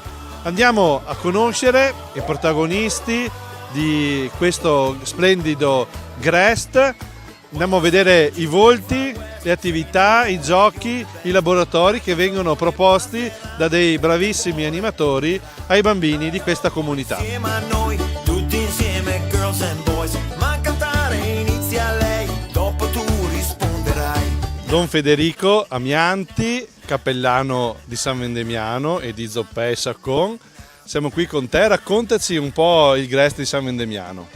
Beh, ci sono 250 ragazzi dalla prima elementare alla terza media, tenuti da animatori, un centinaio, dalla prima alla quinta superiore, naturalmente anche con i volontari adulti che ci aiutano nelle varie incombenze della giornata. Il Grest comincia alle 8:45 del mattino e finisce alle 16:30 del pomeriggio, c'è la possibilità di mangiare qui in oratorio. Tanti bambini, tanti ragazzi, tanti animatori. Com'è la preparazione a questo Grest? È un Grest, diciamo, di queste dimensioni richiede una preparazione fatta per tempo, quindi noi partiamo alcuni mesi prima e organizziamo per gli animatori gli incontri di formazione perché abbiano la possibilità di capire cosa significa stare con i ragazzi, prendersi cura dei bambini, farli divertire e soprattutto trasmettere loro quello che è il messaggio del nostro Grest, che è un Grest che vuole parlare di Gesù e del Vangelo. Per questo facciamo 5 incontri di formazione aiutati da degli esperti che organizziamo a partire da maggio, proprio pensati per i ragazzi delle superiori. Tutti i temi del Grest sono pensati da un'equipe di volontari giovani che già alcuni mesi prima del Grest si ritrovano per cercare di pensare qual è il modo migliore per trasmettere il messaggio che vogliamo portare loro. Quest'anno il titolo del Grest è Dalla parte giusta, e la parte giusta è proprio quella di Gesù.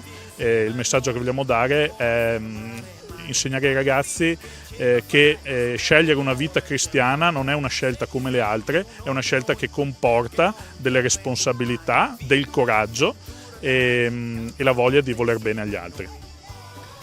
Quindi attività di laboratorio, gioco, ma anche un momento insieme all'inizio con una proposta degli animatori.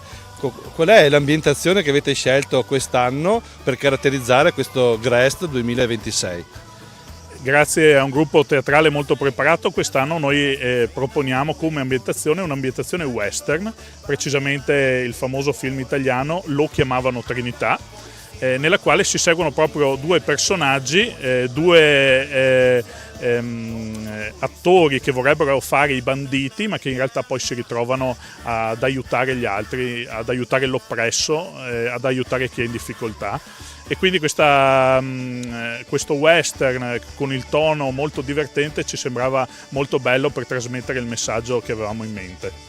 E tutti i copioni sono stati estesi dagli animatori stessi del gruppo teatro, che hanno anche pensato ai costumi e all'ambientazione per rappresentare in scena quello che è un film amato davvero da generazioni di italiani.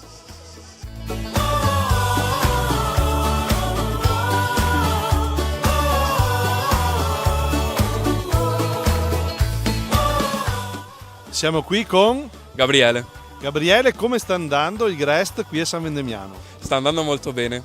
Abbiamo iniziato settimana scorsa, ma comunque sta andando molto bene questa esperienza estiva qui a San Vendemiano. Angelica, cosa ti piace di più del GREST di San Vendemiano? Stare insieme ai bambini e fare le attività di gruppo, quelle che facciamo in aula. Maria Vittoria, raccontaci qualcosa delle attività che fate nei gruppi. Ci sono diverse attività nei gruppi, specialmente al mattino, e sono attività comunque che istruiscono il bambino e gli fanno capire nuove cose, scoprire nuove cose. Davide, raccontaci qualcosa della mattina degli animatori e anche dell'inizio del GREST qui a San Vendemiano. Allora, noi arriviamo qua verso le 8:30 per fare la preghiera animatori e successivamente dopo abbiamo i balli di gruppo con gli animati e il teatro. Successivamente adesso abbiamo appena finito l'attività di gruppo che è un'attività più formativa, adesso abbiamo la ricreazione, poi dalle 11 a mezzogiorno abbiamo i giochi e infine dopo andiamo a casa per la pausa pranzo, la maggior parte degli animatori. Filippo, è la tua prima volta al GREST? Hai fatto altre esperienze? No, ormai è il quarto anno che faccio qua al GREST, ogni anno è sempre più bello. Raccontaci qualcosa magari dei pomeriggi che fate con i ragazzi. I pomeriggi, la prima attività sono i giochi senza frontiere, poi successivamente vengono divisi nei vari laboratori con i vari responsabili.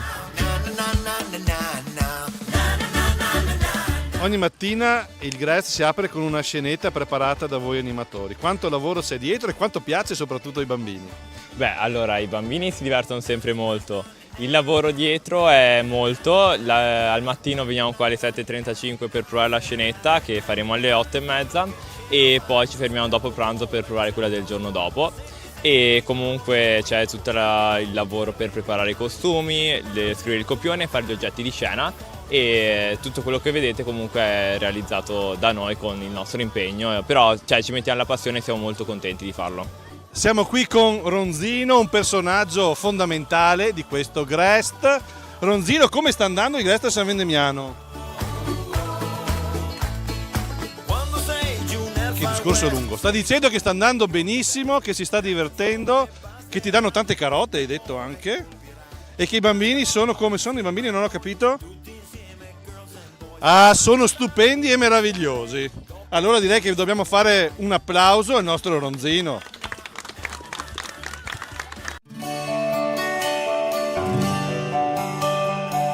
Voi siete? Aida, Matilde, Gioia, Elison. Da quanti anni vieni al GREST di San Vendemiano? Questo è il sesto. Che cosa ti piace allora di più del GREST e perché ogni anno ritorni? Ritorno per la compagnia, per le attività pomeridiane, per i giochi, un po' per tutto. Gli animatori sono bravi? Sì, dai, sì. Senza di loro non si potrebbe fare niente, quindi. Che cosa ti piace di più della mattina al GREST di San Vendemiano? La scenetta, perché è molto divertente e gli attori sono molto bravi e riescono a interpretare bene la storia. Al GREST fate anche qualche uscita, qualche gita? Sì, molte. Ogni venerdì facciamo una gita o un'uscita, tipo lo scorso venerdì abbiamo fatto la biciclettata e questo venerdì andremo a vedere un museo degli aerei storici. Consigliereste il GREST alle vostre amiche? Io sì, molto, perché comunque, come ha detto prima Ida, si sta bene in compagnia e è molto bello, anche si fanno belle cose, sì. Salutate i telespettatori della Tenda TV. Ciao! Il vostro oratorio è davvero ampio, grande, con tanti spazi sia all'esterno che all'interno. Vediamo qui sulle queste pareti anche i disegni dei GREST passati. Di cosa ci puoi raccontare? Ogni anno, grazie alla capacità artistica dei nostri animatori, viene fatto un murales sul tema dell'anno. Abbiamo visto quello del 2024 sull'Isola del Tesoro, che è il tema teatrale che abbiamo messo in scena. E questi murales sono realizzati dai ragazzi nei laboratori che si tengono al pomeriggio. Ci sono chiaramente degli animatori preparati con capacità artistiche e cerchiamo così anche di abbellire il nostro oratorio per tutto l'anno. Qui possiamo vedere il murales del guest dell'anno scorso, ambientazione Tre Moschettieri, e questo è proprio il lavoro che hanno realizzato gli animatori assieme ai ragazzi. Quest'anno, come dicevamo, con il tema lo chiamavano Trinità, stiamo già realizzando il nuovo murales, eccolo qui, in cui possiamo vedere Bambino e Trinità, Bud Spencer e Terence Hill, e pian piano stanno emergendo le figure dei loro avversari e della famiglia di coloni in difficoltà che aiuteranno. Don Marco Zarpellon, parroco di San Vendemiano, di Zoppè di Saccon anche. Cosa vuol dire fare il GREST in una parrocchia? Qual è il valore aggiunto in una comunità di questa esperienza? Il valore aggiunto sicuramente è quello del servizio dei ragazzi. Io ho sempre fatto GREST pensando all'importanza che ha di impegnare nel servizio dei più piccoli gli animatori, insomma, quindi formare gli animatori, far sì che siano gruppo, che si mettono al servizio dei ragazzi più piccoli con generosità, nella preparazione pre-GREST, nell'attuazione, nella sistemazione.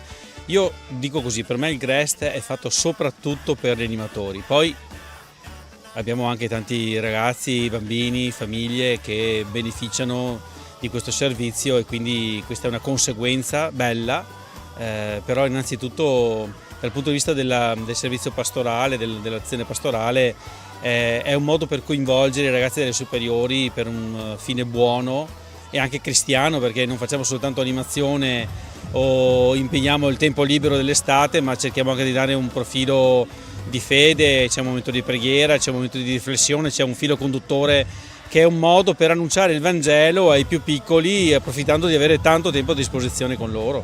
Penso che sia questo in sintesi. E cosa si può portare a casa un giovane, un animatore che dedica dei mesi della propria estate, delle proprie vacanze per vivere questo servizio? A me pare che i ragazzi quando cominciano a fare questo servizio abbiano, come dire, il freno a mano tirato, no? Perché vuol dire sacrificio, vuol dire tempo, vuol dire formazione. Poi man mano che si va avanti, no? Di settimana in settimana, notiamo che ci sono davvero quasi tutti, ma alcuni in particolare ti fanno capire che l'esperienza di servizio cresce man mano che loro si rendono conto di fare qualcosa di gratuito che gli riempie il cuore. Quindi potersi interfacciare, conoscere, riconoscere dai bambini, portarli nel cuore, fa sì che pian piano i ragazzi si sentono che questa sì è la loro casa, gli animatori sentono che questa è la loro casa, ma che la relazione che hanno con i ragazzini è una relazione veramente fraterna, si vogliono bene, quindi io penso che questo sia una bella traccia evangelica, insomma, tant'è vero che quando finisce il GREST c'è sempre il senso della delusione che tutto sia finito, si andrebbe avanti per inerzia, penso per altre settimane, con tanta meno fatica e con tanta più gioia forse, perché si è capito il valore della generosità gratuita, è quello che cresce, insomma, di settimana in settimana, mi pare di poter dire. Siamo qui al bar dell'Oratorio con Mariangela e Marina. Qual è il gusto di ghiacciolo più venduto al vostro bar? Il limone. Cosa vuol dire mettersi a disposizione della parrocchia in questo servizio per i ragazzi e per gli animatori? Mi fa piacere aiutare, visto che comunque i miei figli vengono qui al GREST, e poter anche io dare una mano, visto che la parrocchia dà questa grande opportunità per trascorrere l'estate in un modo sereno e anche sano, con dei bei valori ai nostri ragazzi. Voi vi chiamate? Santiago. Ines. Che cosa vi piace di più del GREST? Stare in compagnia con gli amici e giocare a calcetto. Mi piace la scenetta e mi piacciono i laboratori al pomeriggio. C'è un laboratorio che ti piace in particolare? Mi piace il laboratorio di traforo. tagliamo il legno per fare delle forme. Siamo in chiusura di questa puntata di A Tutto Grest dall'oratorio di San Vendemiano con Don Federico. Don Federico, l'esperienza del Grest cosa lascia ai ragazzi, cosa lascia agli animatori, alle famiglie e anche alla vostra comunità di San Vendemiano? Tutto l'anno quando incontro i bambini e i ragazzi che hanno frequentato il Grest mi dicono: ciao Don, quando è che ricomincia il Grest? Effettivamente il Grest sono 4 settimane in cui i ragazzi si divertono tantissimo, si sentono amati, e quello che mi preme dire è che il Grest non è solo un luogo in cui i ragazzi possono stare quando le scuole sono chiuse o che aiuta i genitori che sono al lavoro per tenere i ragazzi sorvegliati. No, il Grest è proprio la comunità cristiana che si prende cura delle nuove generazioni nel periodo dell'estate, facendo vivere l'oratorio, luogo in cui si vuole seguire Gesù. E questo è quello che proviamo a fare qui nel Grest di San Vendemiano e per questo voglio davvero ringraziare tutti i volontari che ci aiutano a portare avanti questa iniziativa della nostra comunità. Da San Vendemiano è tutto, dall'oratorio San Giovanni Paolo II concludiamo la nostra puntata di A Tutto Grest. Ricordo che potete rivedere questa puntata sul sito www.latendatv.it e sul sito dell'Azione. Un caro saluto a tutti.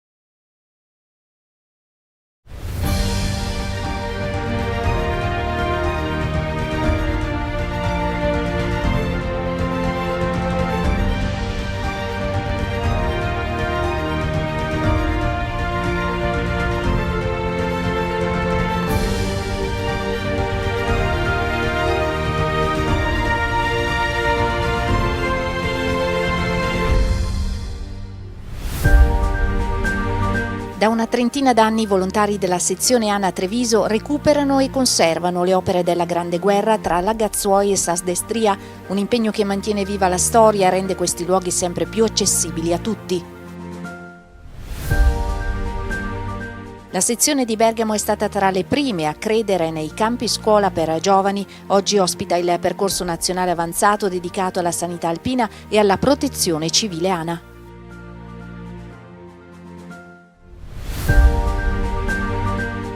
In Valle d'Aosta la tradizionale commemorazione è dedicata ai Cervinotti, reparto simbolo delle truppe alpine. Tra memorie e valori alpini il ricordo di uomini che hanno scritto una pagina indelebile della nostra storia. Sono circa 400 i volontari della sezione ANA Treviso che dalla metà degli anni 90, durante il periodo estivo, hanno contribuito al recupero delle opere della Grande Guerra tra il piccolo Lagazzuoi e il Sas d'Estria. Tra la fine di luglio e la metà di agosto, per 3 settimane, i volontari alloggiano in una casetta in legno che loro chiamano campo base per svolgere, tra l'alzabandiera all'ammaina bandiera, tutti i lavori necessari alla buona conservazione di ciò che ancora, ad oltre 100 anni di distanza, continua a raccontare ciò che in quei luoghi accadde. Sono venuto su per scherzo, poi mi sono affezionato sia alle montagne che alle persone che venivo, e continuo a ritornare perché per me è un ricordo di quello che è stato fatto, di quello che è avvenuto qua, a pensare come venivano su loro l'intemperie a lavorare, a fare trincee eccetera, a quello che facciamo noi adesso. Non è un passatempo, però insomma, a pensare a come hanno lavorato loro, la fatica la facciamo anche noi adesso, ma loro anche sotto il fuoco nemico, penso che sia stato un altro vivere. Da 28 anni a questa parte a coordinare i volontari trevigiani è Sergio Furlanetto. Il comitato Cenza Martini, tramite il quale gestiamo tutta questa operazione di lavoro del recupero storico delle opere della Grande Guerra alla Lagazzuoi e Sas d'Istria, è stato fondato nel 1996. Inizialmente operavano alpini delle sezioni qui del Bellunese, Cadore, Belluno, Feltre, e poi la cosa stava un po' scemando e a quel punto siamo intervenuti noi della sezione di Treviso per un addestramento della protezione civile. E questo lavoro qui sul Lagazzuoi ha avuto anche la collaborazione negli anni 97-98 fino al 2000 da parte degli alpini della Tridentina, che all'epoca esisteva ancora la leva, e ci hanno dato una grossa mano nel ripristino delle gallerie del Lagazzuoi, e soprattutto la galleria italiana che sale dentro la montagna per 1,1 km con 710 gradini, tutti da recuperare e tutti da sistemare. Lavori di recupero non solo al Lagazzuoi ma anche a Sas d'Estria, dove dopo un grande lavoro di ricerca storica e progettazione i volontari hanno ricostruito la baracca posta sulla Cengia Martini esattamente come fu costruita prima della guerra. Teniamo presente che appunto la maggior parte di queste opere nella parte ovest del Lagazzuoi e Sas d'Istria erano tutte opere dell'esercito austro-ungarico che noi comunque abbiamo recuperato e per le quali abbiamo avuto una collaborazione non materiale manuale, ma una collaborazione storica dal punto di vista di recupero di fotografie, mappe, eccetera, da parte di amici austriaci, dal museo di Innsbruck a ufficiali dell'esercito austriaco, eccetera, che ci hanno consentito di poter ricostruire fedelmente le opere come erano all'epoca nel 1916-17. Grande supporto e sostegno viene continuamente fornito anche dal rifugio Lagazzuoi, accanto al quale gli alpini hanno realizzato un sentiero senza barriere architettoniche per permettere davvero a tutti di transitare lungo i sentieri della storia. Abbiamo pensato di attrezzare questo sentiero che va dai 2750 metri della funivia Lagazzuoi fino ai quasi 2800 metri della croce del piccolo Lagazzuoi, di attrezzarlo in modo che i disabili o camminando a piedi con le stampelle eccetera o con le carrozzine possano avere la possibilità di arrivare fino alla croce. E quindi questo qui per noi è al di là del recupero dell'opera Grande Guerra, è una grande soddisfazione di dare a queste persone diversamente abili, con tutte le loro difficoltà, la possibilità di arrivare fino ai 2800 metri di questo monte. Prima ancora che nascessero i campi scuola nazionali dell'ANA, la sezione di Bergamo aveva già scommesso sui giovani. Da 15 anni ad Almenno San Bartolomeo organizza infatti ogni estate campi che coinvolgono complessivamente tra i 700 e gli 800 ragazzi. Un'esperienza che ha anticipato il progetto nazionale avviato dall'ANA nel 2021 e che da allora vede Almenno ospitare ogni anno anche uno dei campi scuola nazionali. Nel 2026 è stata la volta, grazie anche alla caparbietà del consigliere nazionale Remo Facchinetti, del percorso avanzato dedicato alla sanità alpina e all'ospedale da campo ANA. Se ne parlava già, direi forse da un paio d'anni, proprio la sera, trovandoci tra di noi, però magari sarebbe bello dargli una curvatura specifica a questo tipo di campo, e siccome in Almenno ci sono anche tantissimi logisti che hanno collaborato, che sono parte del GINCA, che hanno lavorato durante l'ospedale Covid 2020 in Fiera Bergamo, si è pensato di fare un campo che fosse un po' in Almenno e un po' dentro il GINCA, per dare anche proprio questa spinta verso la sensibilizzazione e l'attenzione di questo mondo, anche perché i volontari molti cominciano ad andare avanti di età e ci segnalano una richiesta di ringiovanimento delle forze disponibili. Per 15 giorni i partecipanti hanno svolto attività teoriche e pratiche imparando come nasce e come funziona un ospedale da campo, trascorrendo 4 giorni presso la base logistica di Orio al Serio, simulando la gestione dell'emergenza e l'organizzazione che consente di portare assistenza sanitaria anche nelle situazioni più difficili. Ho scoperto cose che prima non conoscevo, magari si vedevano solo da servizi o immagini, quindi si scopre tutto il lavoro anche che c'è dietro soprattutto, e viverlo ha permesso anche di immedesimarsi, per ovviamente magari non dalla parte emozionale totalmente, perché comunque era una prova di emergenza, però mettendo anche quando c'è la parte emergenza, secondo me il carico è forte. Ai ragazzi è stato inoltre proposto il percorso per conseguire, previo superamento di un test finale, l'attestato di volontario di base della Protezione Civile. Loro andranno a casa con un attestato che per chi vive in Lombardia è valido a tutti gli effetti, possono entrare in un nucleo o possono entrare nel GINCA. idem se vengono da tutta Italia entra nel GINCA, questo attestato è valido perché la sede è qui in Lombardia, e per quelli che sono fuori Lombardia a seconda delle regioni potrebbe essere richiesto delle ore, dei moduli aggiuntivi che le singole regioni invece applicano in modo un po' disordinato, però così è oggi la situazione. Accanto alle attività non è mancato il momento della formazione sui valori che da sempre contraddistinguono gli alpini. Ogni volta che vengo a fare un campo alpini e torno a casa rigenerato proprio mentalmente, e ti aiuta a dare secondo me un'impronta a come devi prendere le giornate che la gente nella monotonia del lavoro, della scuola tende a dimenticare. E no, quel pacchetto di valori ma anche di aiuto del prossimo che sono cose che diciamo si tende a dimenticare e invece ogni volta che vengo al campo alpini poi me le ricordo. Un campo che è stato in grado di avvicinare le nuove generazioni alla realtà alpina e gli alpini stessi alle nuove generazioni. Porto a casa la tensione della responsabilità sicuramente, porto a casa una grande soddisfazione, la serenità di lavorare con un gruppo maturo che avesse solido, di ragazzi abbastanza forti, che avessero anche proprio un obiettivo specifico. Porto a casa la soddisfazione di un campo che ce lo siamo un po' inventati, non ha una storia sotto tutti gli aspetti, con un gruppo tra l'altro dello staff di persone che uno conosceva l'altro ma tutti assieme non abbiamo mai lavorato. Il campo non è ancora finito, non vorrei dire cose che portino sfortuna, ma mia nonna diceva chi ben comincia a metà dell'opera, ecco, quindi porto a casa questo. A Breul Cervigna si è rinnovato uno degli appuntamenti più sentiti dagli alpini valdostani, la commemorazione del battaglione Monte Cervino, giunta al 68° anniversario. Una cerimonia che ogni anno a luglio richiama a penne nere i cittadini per rendere omaggio ai cervinotti, protagonisti di una delle pagine più significative della storia delle truppe alpine. La giornata commemorativa si è aperta con la sfilata lungo le vie centrali di Cervigna, accompagnata dalla fanfara della sezione ANA Valle d'Aosta, diretta dal maestro Giancarlo Telloli. Il corteo ha poi raggiunto la chiesetta degli alpini, dove si sono svolti l'alzabandiera, la deposizione della corona d'alloro, la commemorazione ufficiale e la Santa Messa, celebrata da Don Paolo Papone.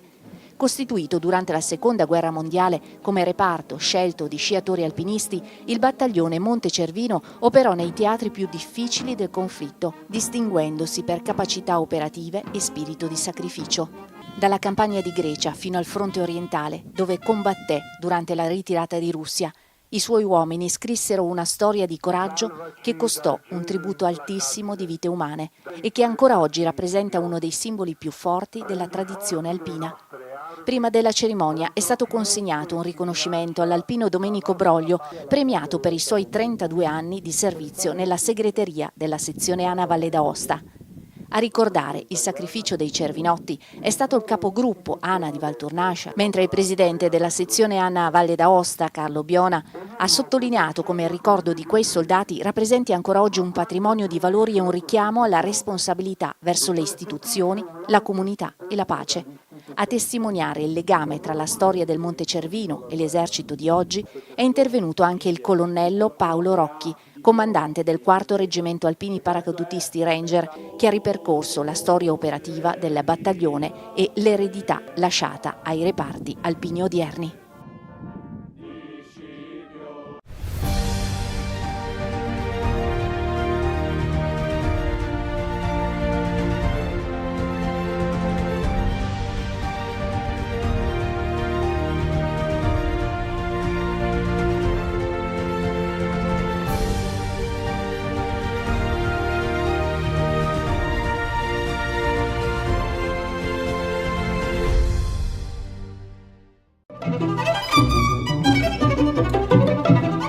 Nuova edizione del concorso europeo di violino Città di Vittorio Veneto, che cosa dobbiamo aspettarci? Credo che ci sarà la conferma della bontà della scelta di rivolgere il concorso a violinisti cittadini di paesi dell'Unione Europea.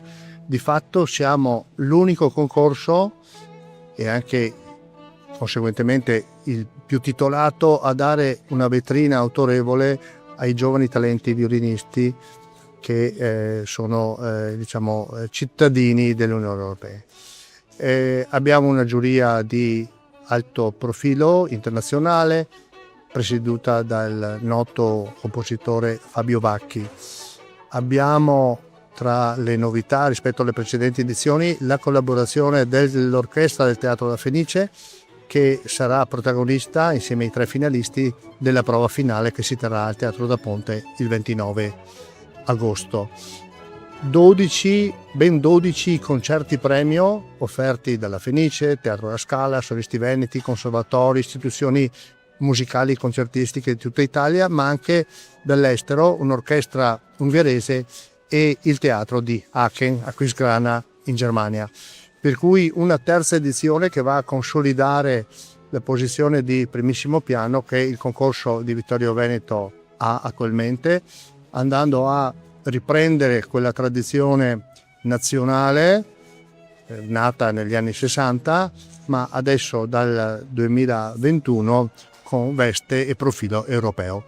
La cittadinanza ha la possibilità di usufruire di uno spettacolo incredibile, perché si tratta di 6 giorni pieni di grandissima musica, di talento, di professionalità e con delle collaborazioni davvero importanti, a partire ovviamente dall'Orchestra del Teatro La Fenice, che impreziosirà il concerto finale, studenti di conservatorio del territorio, artisti da tutta Europa, 60 partecipanti, 12 paesi dell'Unione Europea rappresentati, 13 regioni italiane, un evento inaugurale il 12 agosto insieme ai recenti vincitori del concorso da Mogliano, ma da Riga, quindi dalla Lettonia, che tornano a Vittorio Veneto per dare il loro saluto attraverso la grande musica a questa 34esima edizione. Quindi ci aspettiamo un'edizione davvero promettente dal punto di vista del parterre dei partecipanti, molti dei quali con importanti premi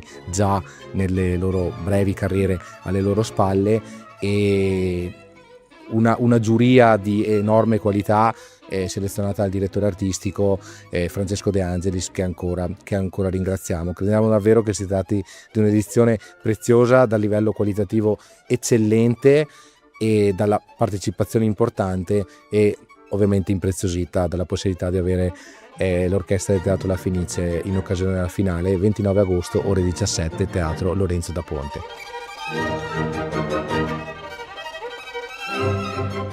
L'Orchestra del Teatro La Fenice sarà protagonista al concerto finale del concorso europeo di violino. Quanto è importante la vostra partecipazione alla Kermesse? Noi siamo molto felici di partecipare a questo concerto, primariamente perché non potevamo non essere vicini a questa chiamata che c'era stata fatta da parte delle istituzioni, dell'amministrazione comunale, che aveva così richiesto a gran voce la partecipazione in periodi un po' difficili per la prosecuzione di questo concorso. E poi secondariamente perché vogliamo dare un segnale molto forte che la Fenice è di tutti, e quindi a fronte di una chiamata che ci ha dato il territorio Vittorio Veneto abbiamo detto siamo presenti. E quindi l'invito al pubblico qual è? L'invito al pubblico è di partecipare assolutamente in massa, perché ricordiamoci che questa manifestazione rappresenta un grande esempio e un grande livello di competenze e di professionalità per quanto riguarda i nostri giovani e il futuro che essi esprimono. La città di Vittorio Veneto deve essere veramente orgogliosa di ospitare questo 34esimo concorso europeo del violino. Voglio veramente ringraziare tutti coloro che sostengono, gli sponsor, ma anche le associazioni che ci stanno vicini nell'organizzazione di questo evento. Permettetemi un ringraziamento speciale al direttore generale della Fenice di Venezia, del Teatro La Fenice, il dottor Henry Andrea, perché ha creduto in città di Vittorio Veneto, e saranno presenti appunto con l'orchestra durante l'ultimo evento, le ultime giornate del concorso. Alla cittadinanza chiedo di approfittare di questa enorme opportunità, perché sin dai giorni delle eliminatorie, dal 23 al 25 di agosto, la semifinale il 26 agosto, la serata dedicata a Mozart ma soprattutto a Lorenzo da Ponte il 28 agosto, e oltre alla finale si tratta di cogliere la possibilità di ascoltare dal vivo delle eccellenze europee. È un'occasione che davvero pochissime città in Italia hanno, forse davvero si contano sulle dita di una mano, e sono occasioni di grande crescita, di grande serenità e di grande bellezza, per cui approfittiamo quanto più possibile di queste giornate per stringerci attorno al concorso europeo di violino e attorno ai 60 partecipanti che impreziosiranno questa edizione.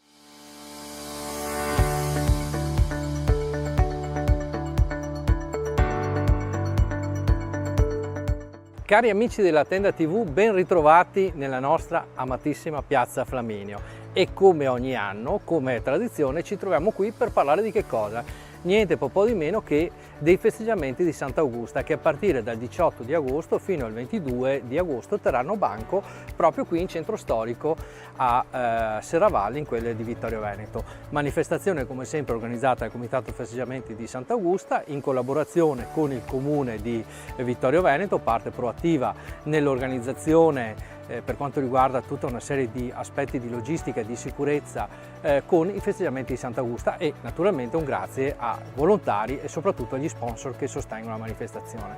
Ma prima di entrare in quello che è il tema dei festeggiamenti, parliamo di un tema che a tanti vittoriesi e non solo sta molto a cuore.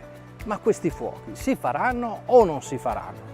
Allora, giusto per dare un quadro alla situazione, adesso non posso sicuramente, il comitato non può dirvelo, si faranno o meno, partiamo da alcuni aspetti che sono sorti in questi giorni sia dalla carta stampata, sia sul web, sia sui social.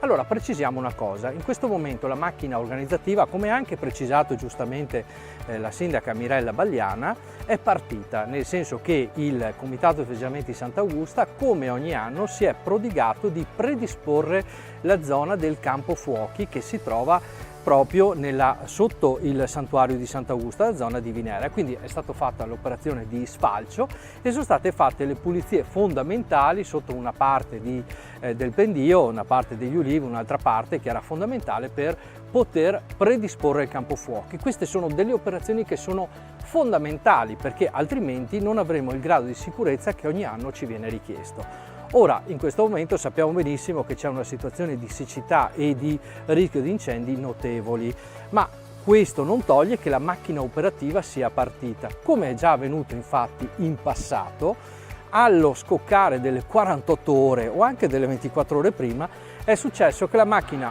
operativa si è sbloccata. Perché? Perché sono venute delle piogge tali per cui l'ordinanza di divieto, che in questo caso è a livello regionale, ha permesso lo svolgersi di questa manifestazione. È chiaro che questo tipo di evento sarà garantito solo nel momento in cui ci saranno determinati canoni di sicurezza, e quindi cosa può fare il Comitato Festeggiamenti di Sant'Augusta? Predisporre tutto quello che è necessario per arrivare all'evento, ma chiaramente sarà una decisione che spetterà per quanto riguarda la sicurezza alla sindaca del Comune di Vittorio Veneto di decidere o meno se si può procedere. Ovviamente lo farà in sintonia con quelli che sono i dettami in questo momento della sicurezza. Quindi in questo momento sicuramente c'è una situazione di emergenzialità, però siccome sono previste delle piogge è possibile che i fuochi possano venire. Quindi la macchina è partita, ma in questo momento qua questo non possiamo saperlo. Quindi vogliamo mettere buona pace per tutti i nostri follower, quelli che amano i fuochi e quelli no, che in questo momento il tema di sicurezza è ampiamente seguito, e quindi questa manifestazione, i fuochi in specifico, avverranno solo nel momento in cui ci saranno le condizioni che ne garantiranno lo svolgimento. E allora adesso entriamo in quello che è il tema dei festeggiamenti di Sant'Augusta, perché ci sono i fuochi, ma non ci sono solo i fuochi, ci sono tutta una serie di altri eventi culturali che oramai fanno parte di quella che è l'abitudine serravallese. Ricordiamo fin da subito che gli eventi si svolgeranno su 3 punti diversi, da Piazza Flaminio a Piazza Minucci e a Piazza Tiziano Vecellio, oltre naturalmente a qualche evento all'interno del Museo del Cenedese. Andiamo con uno degli aspetti che caratterizzano oramai i festeggiamenti di Sant'Augusta, l'aspetto culturale. Come da tradizione ogni anno abbiamo la presentazione di diversi libri con l'intervento di autori. Cominceremo con questo il giorno 18 di agosto e questo sarà presso il Museo del Cenedese a partire dalle ore 18 con la presentazione del libro L'alluvione del 1521 a cura del Circolo di Ricerche Storiche del Vittoriese. E questo è un appuntamento che oramai abbiamo consolidato con questa interessante associazione vittoriese che si occupa soprattutto di ricerche storiche, quindi diventa un momento per approfondire tematiche del passato e che proprio riguardano Serravalle con quella famosissima alluvione del 1521 di cui ancora oggi ricordiamo e vediamo in alcuni tratti del centro storico gli effetti che ci furono in quella situazione. Passiamo adesso a mercoledì 19 agosto, parliamo sempre di presentazioni di libri, questa volta in Piazza Flaminio con l'editore Kellerman.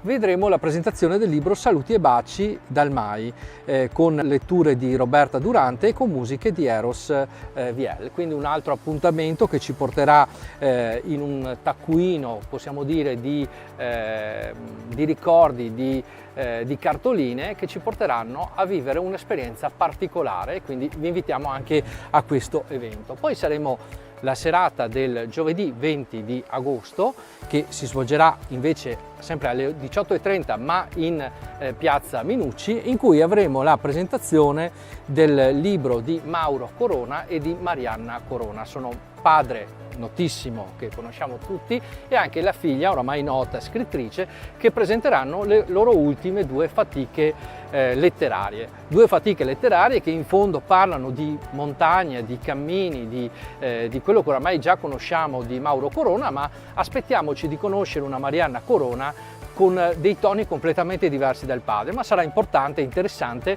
conoscere da vicino questi due autori e saranno corroborati, possiamo per così dire, dal sibilo, dalla musicalità del Poiana che ci accompagnerà con qualche suono di uccello che oramai siamo già abituati a conoscerlo. Siamo poi alla serata del 21, al pomeriggio del 21 di agosto, sempre alle ore 18, la presentazione presso il Museo del Cenedese del libro dedicato ai Da Camino. Quindi anche in questo caso andiamo a conoscere quella che è la saga legata al mondo di Da Camino che sappiamo benissimo è famiglia nota e che ha visto il suo ultimo avo del 1335, Rizzardo da Camino, l'ultimo della dinastia qui a Vittorio Veneto, in particolare a Serravalle, in particolare ricordiamo anche nella chiesa di Santa Giustina con il famoso mausoleo a lui dedicato dalla moglie Ver della Scala, e quindi avremo modo di conoscere da vicino ulteriormente la storia della saga dei Da Camino.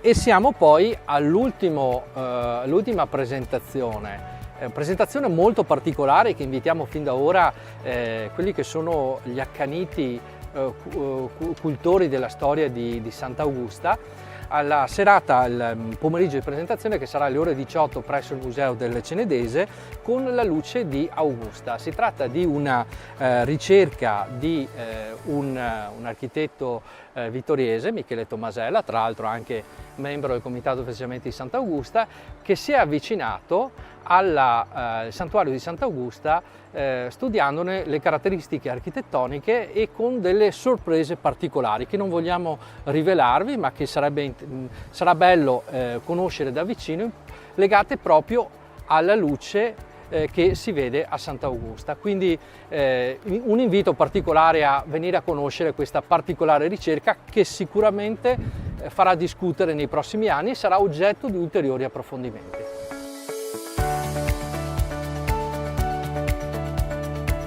Ci sono i grandi, c'è la musica, c'è il divertimento, ma c'è anche lo spazio dedicato ai bambini e non poteva mancare anche quest'anno un appuntamento dedicato proprio a loro. E quindi in Piazza Flaminio, che è oramai diventato il luogo per eccellenza in cui diamo lo spazio ai bambini, a partire da sia martedì 18 che mercoledì 19 agosto, sempre alle ore 18, avremo leggiamoli forti, quindi ci saranno delle letture dedicate ai bambini, quindi due serate dedicate a loro a partire dalle ore 18 in Piazza Flaminio, mentre la serata del giovedì, sempre alle ore 18, invece ci sarà uno spettacolo dedicato sempre ai bambini di un giocoliere, quindi anche qui un altro appuntamento per loro.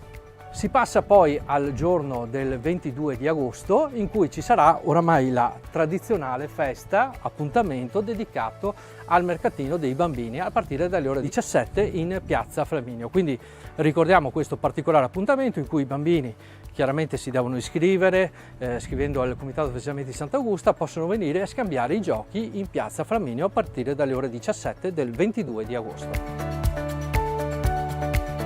Passiamo adesso a quelli che sono gli appuntamenti musicali che oramai sono tradizione anche questa dei festeggiamenti di Sant'Augusta.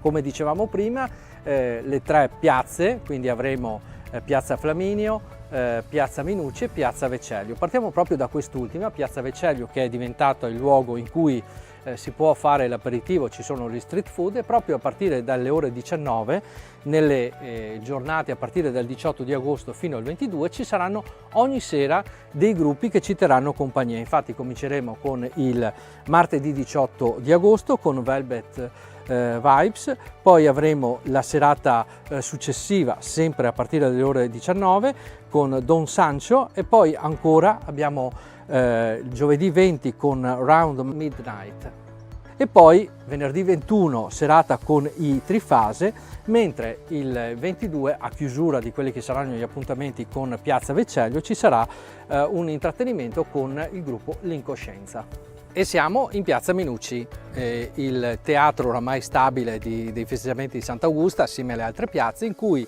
ogni sera a partire dal 18 ci saranno degli spettacoli a carattere musicale e anche quest'anno teatrale. Cominceremo sempre dal 18 di agosto a partire dalle ore 21 con il concerto di Carlo Colombo Trio Band, che sarà qui in piazza. Poi la serata successiva sarà una serata dedicata ad Eric Clapton con una cover band a lui dedicata, e poi passeremo alla serata del 20 di agosto in cui avremo qui in piazza Elisa G assieme al pianista Tonon, accompagnata dal pianista Tonon, che ci accompagnerà in un percorso musicale tutto da seguire. E poi saremo alla serata del 21 di agosto, serata 21 di agosto, serata dedicata ai fuochi, in cui qui in Piazza Minucci avremo niente poco di meno che i Fuori Orario, che tornano dopo anni a calcare la scena qui in Piazza Minucci a Serravalle. Chiusura per la serata del 22 di agosto alle ore 21 con uno spettacolo teatrale. Quest'anno saranno in scena gli amici di Ali Estese, che ci presenteranno Speriamo sia femmina.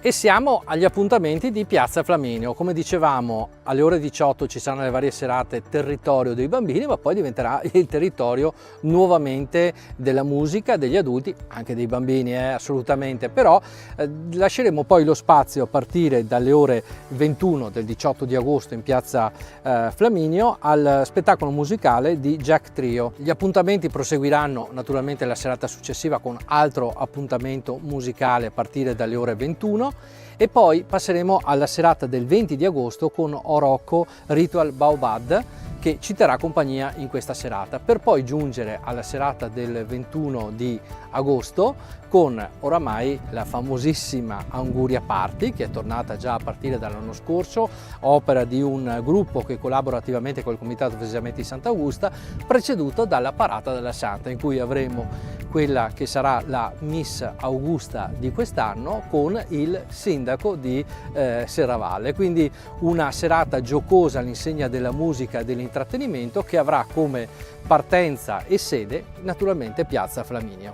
E allora a questo punto non mi resta altro che dirvi, perché si possono raccontare ma bisogna viverle queste serate, quindi vi invitiamo fin dal giorno 18 di agosto ad essere con noi a vivere i festeggiamenti di Sant'Augusta. Cogliamo l'occasione per ringraziare tutti coloro che collaborano con noi per la realizzazione dell'evento, quindi naturalmente dal Comune di Vittorio Veneto, che è uno dei partner di questo evento e che sostiene questa manifestazione, a tutti gli sponsor e a tutti i volontari che si prodigano per organizzare questo evento, e cogliamo anche l'occasione per per ricordare che tutto questo è possibile grazie agli sponsor, grazie all'impegno dell'amministrazione comunale, ma grazie soprattutto ai tanti volontari che anno dopo anno si prodigano per realizzare l'evento. Poi naturalmente sul tema dei fuochi ve l'ho detto prima, ma lo ricordiamo, vedremo cosa accadrà, lo sapremo nei prossimi giorni. Di sicuro prima di tutto viene la sicurezza e su questo è una cosa che a noi preme ricordare, che comunque anche l'amministrazione comunale lo ha già precisato in tutte le sue comunicazioni, quindi vedremo cosa accadrà. Se ci saranno, quindi vuol dire che è venuta la pioggia e che quindi Sant'Augusta ha fatto quello che da tanti anni, da secoli si chiama, e quindi il miracolo dell'acqua, tra le altre cose, noi saremo qui a vederli e ci sarà naturalmente anche la tenda TV che, come da ogni anno, viene e riprenderà in diretta questo evento. Quindi vi aspettiamo per fare festa assieme, perché la festa è bella se ci siete tutti.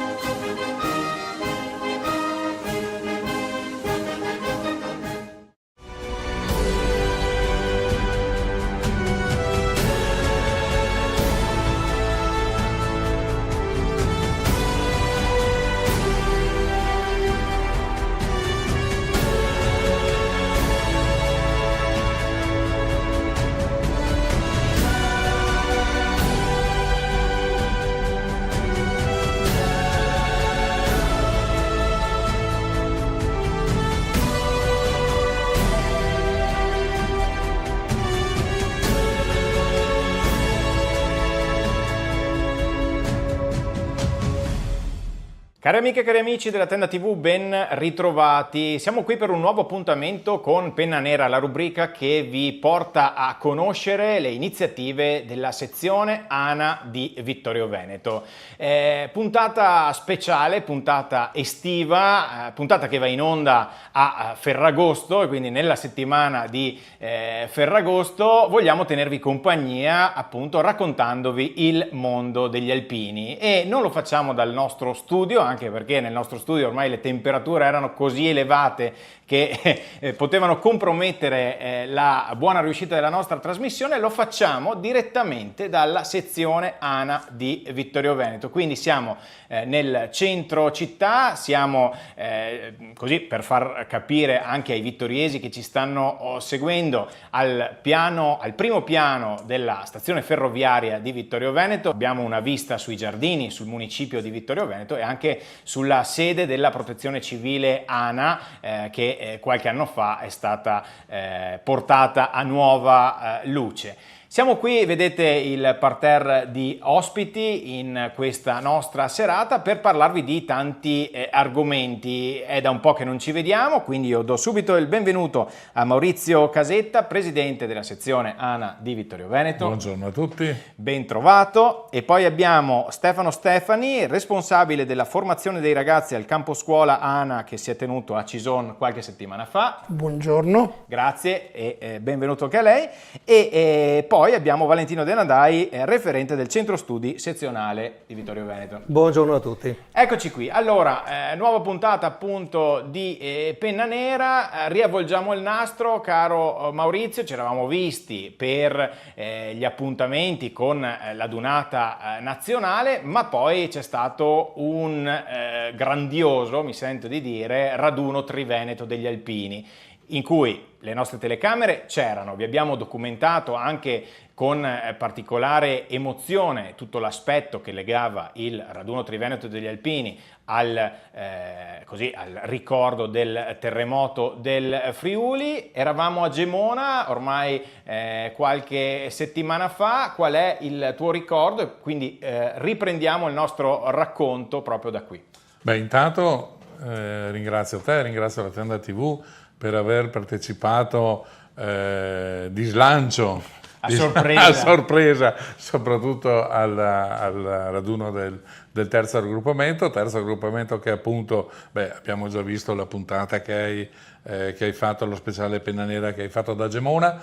Sono stati 3 giorni molto intensi, ricchi di significato, carichi di valori alpini e soprattutto nel ricordo del 50° del terremoto del Friuli del 1976. Quindi una dunata voluta, un raduno voluto, desiderato dalla sezione di Gemona, dall'amico presidente Ivo, per ricordare appunto, oltre al nostro raduno, quindi classico nostro raduno, per ricordare l'anniversario del terremoto del Friuli Venezia Giulia e l'operato che gli alpini hanno dato in quel frangente.